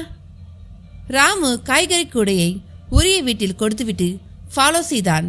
பார்த்து கொண்டே இருந்தார் தாத்தா. மாலை நேரம். அப்பார்ட்மெண்ட் குழந்தைகள் கொலக்கொலையா முந்திரிக்கா விளையாட்டில் மூழ்கியிருந்தனர். ராமு வந்து கொண்டிருந்தான். தாத்தா ஃப்ளாட் வாசலில் ஈசி சேரில் மலர்ந்திருந்தார். கூப்பிட்டார். என்ன தாத்தா, எங்கே போயிட்டு வர? வரதனோட வெளியே போயிட்டு வந்தேன் தாத்தா. அதான் எங்கேன்னு கேட்டேன். ராமு பதில் சொல்லாமல் முழித்தான். கேட்குறேன்ல. தெரியல தாத்தா. தெரியலையா? ஆமாம். எங்கே போனேன், என்ன பண்ணினேன், எதுவும் ஞாபகத்தில் இல்லை. அது எப்படி ஞாபகத்தில் இல்லாமல் போகும்? இல்லை தாத்தா, சத்தியமாக தான் சொல்கிறேன். தாத்தா அவனை பரிதாபமாக பார்த்தார். அவனிடம் வாயிலிருந்து கொட்டாவி பிரிந்தது. தூக்கம் வருதா? ஆமாம். படுத்தா 4 நாளைக்கு எழுந்திருக்க மாட்டேன். சரி போய் படு போ. அவனும் விலகி போனான். மாடிப்படி அருகே போய் வால் போஸ்டர்களை விரித்து உலகம் சுற்றும் வாலிபன் எம்ஜிஆர் மேல் படுத்துக்கொண்டான். அப்படியே தூங்கியும் போனான். தாத்தா அவனை பார்த்து முடித்துவிட்டு பேப்பரை விரித்தார். விளம்பரம் கண்ணில் பட்டது. ஆச்சரியம் முகத்தில் ரேகைகளாக ஓடியது. கருப்புசாமி என்கிற தனது பெயரை தன் வசதிக்கு பிளாக் என்று மாற்றியது கிரேட்மேன் தான். ஓ சாம் கிரேட்மேன், நீ இன்னும் இருக்கியா? உதடு உற்சாகமாக கூவியது. அப்பொழுதே லேகா ஹோட்டலுக்கு புறப்பட்டு விட்டார். மாடிப்படியை விட்டு இறங்கி ராமுவை பார்த்து கொண்டே நடந்தவரை அவனது தூக்கத்து உளறல் தடுத்து நிறுத்தியது. சரிண்ணே, நீங்கள் சொல்கிறபடி கேட்குறேனே. எனக்கு எதுவும் தெரியாதுண்ணே. அவன் உளறலை கேட்டுக்கொண்டே நடந்தார். எங்கே தாத்தா கிளம்பிட்டீங்க? ஹெல்மெட்டும் கையுமாக வந்த குண்டு பிரசாத் சௌஜன்யமாக கேட்டபடி கடந்து போனான். அன்று பால்கனில் விழ பார்த்த குழந்தைக்கு அப்பன் அவன். டேய் பிரசாத், இங்கே வா. வந்தான். நீ 2 வீலர் வச்சிருக்கத்தானே? என்ன கேள்வி தாத்தா? கையில் இரும்பு சட்டி வச்சிருக்கேனே, பார்த்தா தெரியல? எனக்கு ஒரு உபகாரம் பண்ணு. என்ன தாத்தா? ஹோட்டல் லேகா வரைக்கும் நான் போய் வரணும். கொஞ்சம் கூட கூட்டிக்கிட்டு போறியா? தாராளமா. அன்னைக்கு நீங்கள் இல்லைனா என் குழந்தை அவ்வளவுதான். அதுக்காக இந்த உதவியை நான் கேட்கல. எனக்கு ஒரு அவசரம், அவ்வளவுதான். ஒரு நிமிஷம் இருங்க, வந்துடுறேன். குண்டு பிரசாத் போன வேகத்தில் திரும்பி வந்தான். சட்டை மட்டும் மாற்றியிருந்தான். தாத்தாவை பின்னால் ஏற்றிக்கொண்டு பைக்கில் சீறினான். Hotel Lekha, room number 400. டொக் டொக். தாத்தா கதவை தட்ட கதவும் திறந்து கொண்டது. உள்ளே வெள்ளை பைஜாமா ஜிப்பாவில் நெற்றியில் பெரிய சந்தன பொட்டோடு ஆனந்த மார்க்கில் போன்ற தலைப்பாகையுடன் சிரஞ்சீவி. இங்கே சாமில்ல? உள்ற வாங்க. நீங்கள்? நான் அவர் நண்பர். அவர் கொடுத்த விளம்பரத்தை பார்த்துட்டு வந்திருக்கேன். ஓ, நீங்கள் தான் மிஸ்டர் பிளாக்கா? சிரஞ்சீவி பக்குவமாக விசாரித்தபடி உள்ளே அழைத்து கதவையும் மூடினான். நீ யாருப்பா? நான் சாமோட வளர்ப்பு மகனோட மகன், அதாவது பேரன். தாத்தா வியப்பாக பார்த்தார். சாம் வளர்ப்பு மகனெல்லாம் வச்சிருந்தாரா? ஆமாம். அவர் கடைசி காலத்தில் தனக்கு ஒரு துணை வேணும்னு என் அப்பாவை அவர் வளர்ப்பு மகனாக ஏற்றுக்கிட்டார். அப்போ சாம் அவர் இப்போ உயிரோடு இல்லை, பாசவே. அப்போ விளம்பரத்தில் நான் தான் கொடுத்தேன், உங்களை கண்டுபிடிக்கிறதுக்காக. என்னை கண்டுபிடிக்கவா? ஆமாம். தாத்தா நிறைய புத்தகம் எழுதியிருக்கார். அதை உங்கள் மூலமாக இந்த உலகம் தெரிஞ்சுக்கணும்னு ஆசைப்பட்டார். சிரஞ்சீவி சாம் கிரேட்மேனின் டைரியையும் மற்றுமுள்ள புத்தகங்களையும் போய் எடுத்து வந்து அவர் முன்னால் வைத்தான். ஒரு நிமிஷம் என்றபடி தாத்தாவின் காலில் விழுந்து நமஸ்கரித்தான். தாத்தா புத்தகங்களை புரட்டினார். ஓ சாம் என்று உணர்ச்சி வசப்பட்டார். ஒரு பக்கமாய் கையை கட்டிக்கொண்டு மிக பணிவாக அவரையே பார்த்தபடி நின்றான். தாத்தா புத்தகங்களை டைரியை மூடியபடி அவனை ஏறிட்டார். சந்தேகம் அது இது என்று எதுவுமில்லாத வாஞ்சி மிகுந்த பார்வை பார்த்தார். என்னை மன்னிக்கணும், நான் அவர் பேரில் விளம்பரம் கொடுத்ததுக்காக.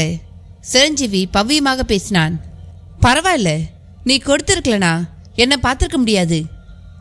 தாத்தா இப்போ என்ன பண்ணுறீங்க? என்ன பண்ணுவேன், என்னால் முடிஞ்ச சர்வீஸை பண்ணிகிட்ருக்கேன். யூ மீன் ஏதாவது ஆசிரமம் வச்சு யோகா கற்றுக் கொடுக்குறீங்களா? இல்லை, சும்மா குழந்தைகளுக்கு வர தோஷங்களை தடுத்துட்டு இருக்கேன். எனக்கு உன் தாத்தாவுக்கு தெரிஞ்ச அளவு யோகமெல்லாம் தெரியாது. தெரியும், அதுவும் இல்லாமல் உங்களுக்கு நேத்திர கலரியும் தெரியுமாமே. சிரஞ்சீவி கச்சிதமாய் விஷயத்துக்கு வந்தான். தாத்தா சிரித்தபடி அவனை பார்த்தார். உன் தாத்தா சொன்னாரா? சொல்லணுமா? இந்த டைரியிலே எழுதியிருக்காரே. தாத்தா அதற்கு பதில் சொல்லாமல் மௌனமாகவே எங்கோ பார்த்தார். என்ன, நான் ஏதாவது தப்பாக பேசிட்டேனா? இல்லை, இந்த மாதிரி விஷயங்களை குருகுலத்திலேயே நாங்கள் ரகசியமாக தான் கற்றுக்கிட்டோம். சாகர வரை அது வெளியே தெரியக்கூடாதுங்கிறதான் எங்கள் கொள்கையே. அப்போ அந்த கலை உங்களோட அழிஞ்சு போயிடாதா? போகாது. நான் எனக்கு பிறகு யாருக்காவது ஒரே ஒருத்தருக்கு அதை சொல்லிக் கொடுத்துட்டு தான் செத்து போவேன். ஒருத்தருக்கு மட்டும் தெரிஞ்சா போதுமா? 1000 பேருக்கு கற்றுக் கொடுக்க அது ஒன்றும் சிலம்போ வருமமோ இல்லை. நேத்திர கலரி ஒரு ராஜயோக கலை. அசகாய சூரனை கூட அதன் மூலமா ஒரு பார்வையில் வீழ்த்திடலாம். அப்படி ஒரு விஷயம் ஒரு நபருக்கு தெரிஞ்சிருக்கிறது கூட ஆபத்து தான். அந்த நபர் அதை நல்ல விஷயத்துக்கு மட்டும் பயன்படுத்தணும். தப்பித்தவறி அதை அரசியல் சூதாட்டத்துக்கு பயன்படுத்த தொடங்கினா இந்த உலகத்தில் அப்புறம் எல்லா தலைவர்களும் யாரையும் சந்திச்சு பேசி செயல்பட மாட்டாங்க. ஒளிஞ்சிக்கிற ஒரு அபாயம் தான் ஏற்படும். இது உங்க கற்பனையா இல்லை எச்சரிக்கையான்னு தெரியல. ஆனா தாத்தா அதை எனக்கு கற்றுக் கொடுக்க விரும்பினார். ஆனா அதுக்குள்ளே இறந்து போயிட்டார். அப்படியா? சாம் உனக்கு கற்றுக் கொடுக்க விரும்பினாரா? ஆமாம். நீங்க நினைக்கிற அந்த ஒரு மனுஷனா தாத்தா என்ன நினைச்சாரோ என்னவோ. எனக்கு ஹிப்னாட்டிசம், மெஸ்மரிசம் எல்லாம் சொல்லிக் கொடுத்தார். அது தெரிஞ்சாதான் நேத்திர கலரி வசப்படும். நான் அதை கற்றுக்கிட்டு எனக்குள்ள வச்சு பாதுகாக்க விரும்புகிறேன். நல்ல காரியங்களுக்கும் பயன்படுத்த விரும்புகிறேன். சிரஞ்சீவி பக்குவமாக தன் ஆசைக்கு வந்தான். ஆனா தாத்தா உடனே சம்மதம் சொல்லாமல் நான் யோசிச்சு சொல்றேன் என்றார். சிரஞ்சீவியும் இதெல்லாம் நம்பிக்கை அடிப்படையில் நிகழணும். உங்கள் விருப்பப்படி செய்யுங்க. நான் தகுதியில்லைன்னு நினைச்சா விட்டுடுங்க. ஆனா யாராவது ஒருத்தருக்காவது அதை கற்றுக் கொடுக்காம விட்டுடாதீங்க என்றான். நடுவில் பேசிக்கொண்டே சுக்குமலை காப்பி போட்டு எடுத்து வந்து தந்து உபசரித்தான். தாத்தா கை நீட்டி வாங்கும் பொழுது கொஞ்சம் இடறியது. அவ்வளோ காஃபியும் ஜிப்பாவில் கொட்டி கரையாகி போனது. ஓ, ஐம் சாரி, என்னை மன்னிச்சிருப்பா என்று தாத்தா வருத்தப்பட்டார். பரவாயில்ல தாத்தா என்று மிக பணிவாக சொல்லிவிட்டு அந்த ஜிப்பாவை தாத்தா எதிரில் காட்டினான். இரு தோளிலும் சங்கு சக்கர தழும்புகள் இருந்தன. அது என்ன சங்கு சக்கரம்? தாத்தா கேட்டார். நான் பிராமண வகுப்பை சேர்ந்தவன். எங்க வகுப்புல இப்படி முத்திரை குத்திக்கிறது வழக்கம். இது ஒருவித ஆச்சாரம். தாத்தா அதை கேட்டு பரவசம் கொண்டார். அதன் பின் நெடுநேரம் அங்கே இருந்துவிட்டு தான் புறப்பட்டார். வெளியே வந்து ஆட்டோவில் ஏற்றிவிட்டு பிறகு தான் அவரை விட்டே நீங்கினான் சிரஞ்சீவி. அத்தியாயம் 9. ஜனவரி 9, 1906. உலகம் முழுக்க நிகரற்ற யோகவித்தை தெரிந்த யோகராஜர்கள் எப்பொழுதுமே 108 பேர் தான் இருப்பார்களாம். ஒருவர் உயிர் நீக்கும் பொழுது இன்னொருவர் அந்த இடத்திற்கு வந்து விடுவார்கள். எத்தனை கோடி மக்கள் இருந்தாலும் 108 யோகராஜர்கள் மட்டுமே தொடர்ந்து இருப்பார்கள் என்பது எனக்கு ஆச்சரியம் தந்தது. ஒரு கட்டத்தில் இந்த 108 பேரில் நானும் ஒருவனாக மாறியதுதான் ஆச்சரியம். சாம் கிரேட்மேன் டைரி குறிப்பிலிருந்து. பிளான்ட்டுக்கு திரும்பிய கருப்புசாமி தாத்தா ஏக சிந்தனையில் இருந்தார். தனக்கு பிறகு தனது யோக விலாசத்தை யாராவது ஒருவருக்கு கற்றுக் கொடுத்து விட்டுதான் மரணிக்க வேண்டும். அப்படி தான் கற்றுக் கொடுக்க விரும்பும் நபர் ராமுவை போல பொதுநல ஊழியனாக பொய் பேசாதவனாக இருக்க வேண்டும் என்பது அவர் ஆசை. இறுதியாக ராமுவுக்கே தான் நினைத்தபடி தனது வித்தைகளை கற்றுத்தந்துவிடத்தான் ஆசைப்பட்டார். அப்பொழுதுதான் வரதன் போன்ற மனித நரிகளிடமிருந்து அவன் தப்பித்து வாழ முடியும் என்பதும் அவர் அந்த முடிவிற்கு வர காரணம். அதனால தான் அவனை கூப்பிட்டு அன்று வெந்நீரில் குளிக்க வைத்து எதிரில் அமர செய்து தன் கண்களால் அவனை உற்று பார்க்க ஆரம்பித்தார். ஒரு வகையில் அவன் தூங்கி வழியவும் அவர்தான் காரணம். ராமுவை நினைத்துக்கொண்டு அவன் எங்கிருந்தாலும் அவன் உணர்வுகள் தூங்க வேண்டும் என்று டெலிபதி மூலம் ஒருமுகப்படுத்தி அஞ்சல் செய்து ஒரு பரிசோதனை செய்து பார்த்தார். அது நல்ல விதமாக ஒர்க் அவுட் ஆகி அவரது அஞ்சல் அலைகளை அவனது உடம்பு ஸ்வீகரித்தது. அன்றே அவனை சீடனாக்கி தன் வித்தைகளை சொல்லிக் கொடுத்து விடுவது என்கிற முடிவுக்கு வந்துவிட்டார். ஆனால் இப்பொழுது சாம் பேரன் என்கிற உரிமையோடு சிரஞ்சீவி குறுக்கில் வருகிறான். இவர்களில் யாரை தேர்ந்தெடுப்பது? ராமுவுக்கு சொல்லிக் கொடுத்தால் அவன் தன்னை தற்காத்துக் கொள்வான். சிரஞ்சீவிக்கு சொல்லிக் கொடுத்தாலோ அவன் மிகுந்த புத்திசாலி, வேகமாக கற்றுக்கொள்ளும் வாய்ப்பு அவனுக்கு அதிகம். யாருக்கு கற்றுத்தருவது? எது இந்த உலகுக்கு மிகவும் பயன்படும்? யோசனையில் விழுந்தவர் அப்படியே தூங்கி போனார். மறுநாள் ராமுவை பார்த்தபொழுது தாத்தாவுக்கு ஆச்சரியமாகி போனது. அவன் ஒரு வெள்ளை ஜிப்பாவில் மாறுதலாக தெரிந்தான். கேட்டதற்கு வரதன் தந்ததாக கூறினான். ஜிப்பாவில் தெரிந்த கரை அதை கூர்ந்து பார்க்க செய்தது. முதல் நாள் சிரஞ்சீவியை பார்த்தபொழுது அவன் போட்டிருந்த ஜிப்பா போலவே இருந்தது. அருகே சென்று முகர்ந்து பார்க்கவும் அதில் சுக்குமலி வாடை தூக்கி அடித்தது. அதைத் தொடர்ந்து ராமு கொஞ்சம் உள்ளவா என்று அவனை அழைத்து கொண்டு உள்ளே சென்றார். என்ன தாத்தா, இத வரதனா தந்தான்? ஆமாம் தாத்தா, என் சட்டை கிழிஞ்சு போச்சு, அதை பார்த்துட்டு இதை தந்தார். இது ஏது அவனுக்கு? தெரியல, இந்த மாதிரி நிறைய துணிங்க வரதானங்கிட்ட இருக்கு. வரதனை பற்றி வேற என்ன தெரியும் உனக்கு? என்ன தாத்தா கேள்வி இது? கேட்டதுக்கு பதில் சொல்லு. அண்ணன் நல்லவர், அவ்வளவுதான் எனக்கு தெரியும். வேற எதுவும் தெரியாது? இப்பெல்லாம் எனக்கு பல விஷயங்கள் ஞாபகத்துக்கு வரமாட்டேங்குது. எனக்கு எதுவும் தெரியாது, எனக்கு எதுவும் தெரியாதுங்கிற வார்த்தை தான் எனக்குள்ள ஓடிட்டே இருக்கு. அப்படியா? கேட்டபடி எழுந்தவர் ஒரு சங்கிலியில் தொங்கும் இரும்பு குண்டோடு வந்து அவன் எதிரில் சுழட்ட ஆரம்பித்தார். ராமுவின் கவனமும் அதில் போயிற்று. நெற்றி சுருங்கி அவசரமாக காதுகளை பொத்திக்கொண்டு, தாத்தா அதை சுத்தாதீங்க, எனக்கு தலையை வலிக்குது என்றான். அவரும் அதை பெரிதாக சுற்றுவதை நிறுத்திவிட்டு மெல்ல கடிகார பெண்டிலும் போல இடவலமாக ஆட்ட ஆரம்பித்தார். ராமு நிதானமாக அதையே பார்த்தவன், தாத்தா தாத்தா தா என்று மெல்ல வார்த்தைகள் தேய சொற்களை இழந்தான். என்னைப்பார் ராமு. பார்த்தான். தாத்தா புருவங்களை வெறித்து கொண்டு அவனை பார்த்த விதமும் அந்த கண்களும் அவனை என்னவோ செய்தது. அவன் இப்பொழுது தன்னையே மறந்தவனாக தாத்தாவின் கேள்விகளுக்கு பதில் சொல்ல ஆரம்பித்தான். ராமு, நான் ராமு இல்லை, என் பேர் வித்யாகர். வித்யாகர், ஏன் உனக்கு எதுவும் தெரியாது? ஆமாம், எனக்கு எதுவும் தெரியாது. அதான் ஏன்? எனக்கு எதுவும் தெரியக்கூடாது. நான் விழித்திருக்கும் பொழுது எதையும் நான் யோசித்து பார்க்கக்கூடாது. எனக்கே நான் என்ன செய்தேங்கிறது தெரியக்கூடாது இல்லையா? அதனால தான். நீ என்ன செய்ய போற? வர 15ஆம் தேதி மந்திரி மகாதேவனை உரு தெரியாம கொல்ல போறேன். ஏன்? அது என் இயக்க தலைவர் கட்டளை. யார் அது உன் தலைவர்? தெரியாது. ஆனா என்னை இயக்கிற தலைவர் சிரஞ்சீவி. இதுல உனக்கு சம்மதமா? பரிபூர்ண சம்மதம், முழு சம்மதம். மந்திரி மகாதேவன் மாதிரி ஊழல் பெருசாலிகள் இறந்தால் இந்த ஊர் நல்லா இருக்கும். இந்த ஊர் நல்லா இருக்க நான் தியாகம் செய்ய போறேன். இதுல வரதனோட பங்கு என்ன? அவன் தான் என்னை சிரஞ்சீவி கிட்ட கூட்டிக்கிட்டு போனது. சரி, உனக்கு உன்கிட்ட இருந்து கிட்னி எடுக்கப்பட்டது தெரியுமா? தெரியாது. சரி ராமு, நான் ராமு இல்லை, வித்யாகர். நீ வித்யாகர் இல்லை, ராமு, அதை தெரிஞ்சுக்கோ. அப்படியா? ஆமாம், நீ வித்யாகர் இல்லை, ராமு. உன் உண்மையான குரு பேர் கருப்புசாமி தாத்தா. சரி, உன் மனசில் பதிய வச்சுக்கோ. உன் குரு பேர் என்ன? கருப்புசாமி தாத்தா. சரி, நீ தூங்கு. தூங்குறேன் தூங்குறேன்.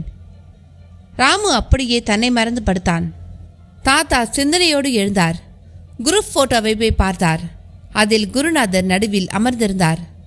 நிஜமான சத்தியமான யோகிகளை யாரும் ஏமாற்ற முடியாது.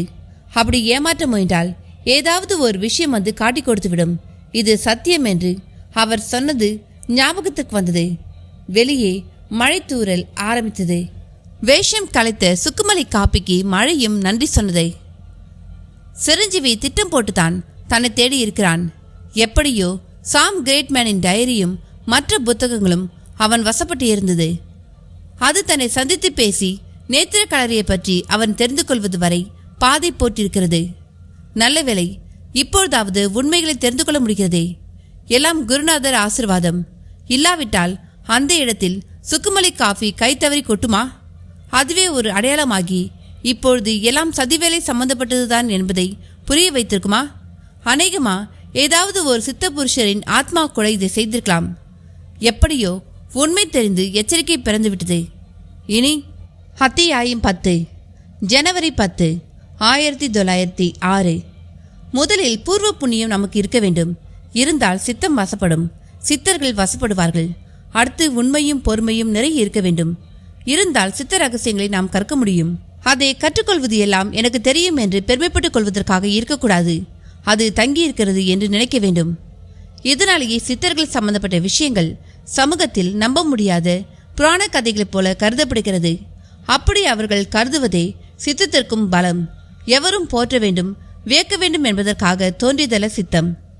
அது இந்த உலகில் மனித சக்தியின் உச்சத்தை அடையாளம் காட்டுவதற்காக உள்ள ஒரு தனிப்பெரும் சக்தி. அதுதான் நம்மை இயக்கும். நம்மால் அதை எதுவுமே செய்ய முடியாது. சாம் கிரேட்மேன் டைரி குறிப்பிலிருந்து. சிரஞ்சீவி ஆளே உருமாறியிருந்தான். காக்கி பேன், சட்டிப்பையில் ஒரு ஸ்க்ரூ டிரைவர், டெஸ்டர், லைட், தலையில் கருப்பு தலைப்பாகை. வரதன் பிளாட்டின் கதவை தட்டினான். திறந்து கொண்ட கதவுக்கு பின்னால் வரதன். வரதனுக்கே முதலில் அடையாளம் தெரியவில்லை. தலையில் கருப்பு தலைப்பாகியை பார்க்கவும் தான் ஞாபகம் வந்தது. நீ சிரஞ்சீவி வரதா? அடையாளம் கண்டுபிடிக்க முடியலையாக்கும்.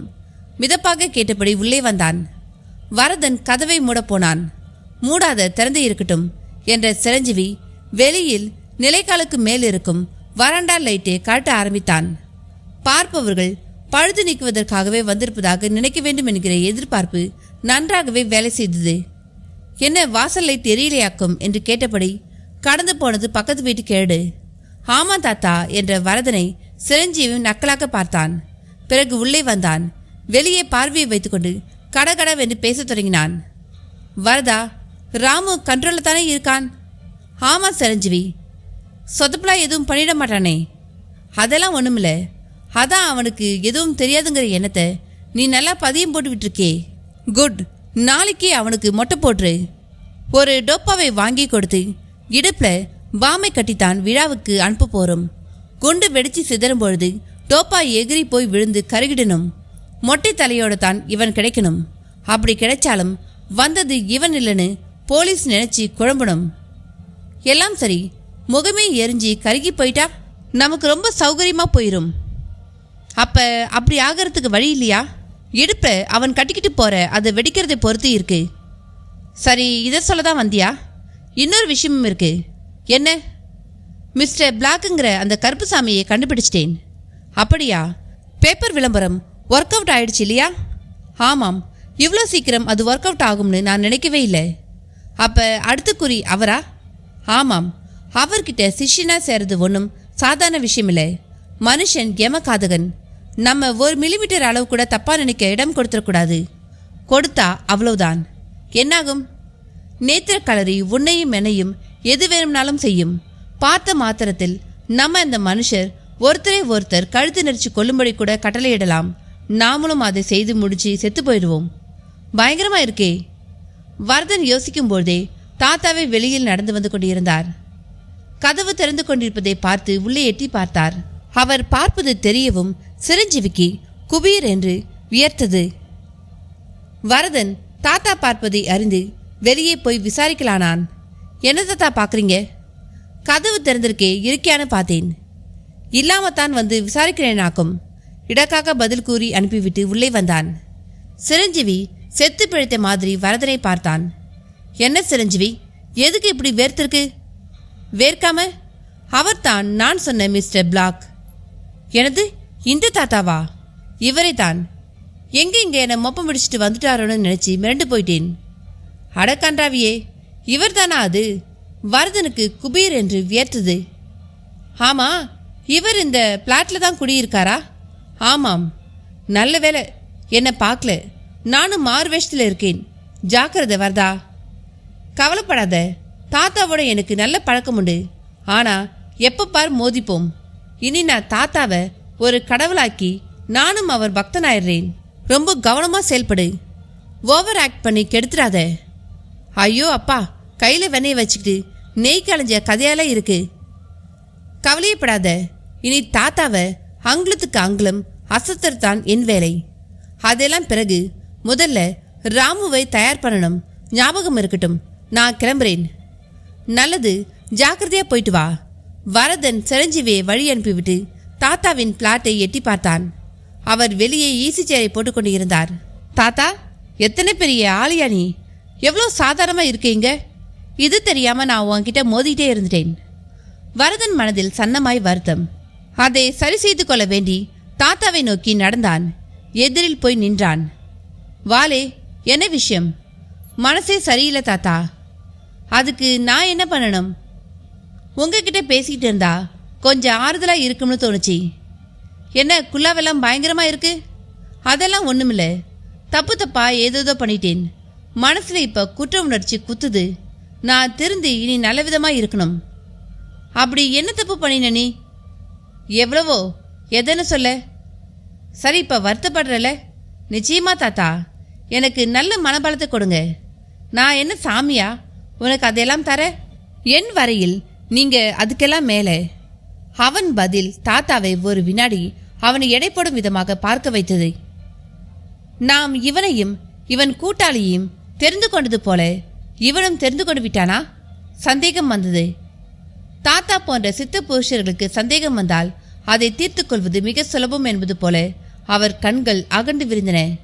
வரதனை அவர் பார்த்த பார்வை அவனை துளையிட்டது. வெளியே இருந்து பெரிய அளவில் ஏதோ ஒருவித மின்சாரம் அவனுக்குள் ஊடுருவுகிற மாதிரி இருந்தது. சில நொடிகள் தான் தாத்தாவை அப்படியே வெறித்தான்.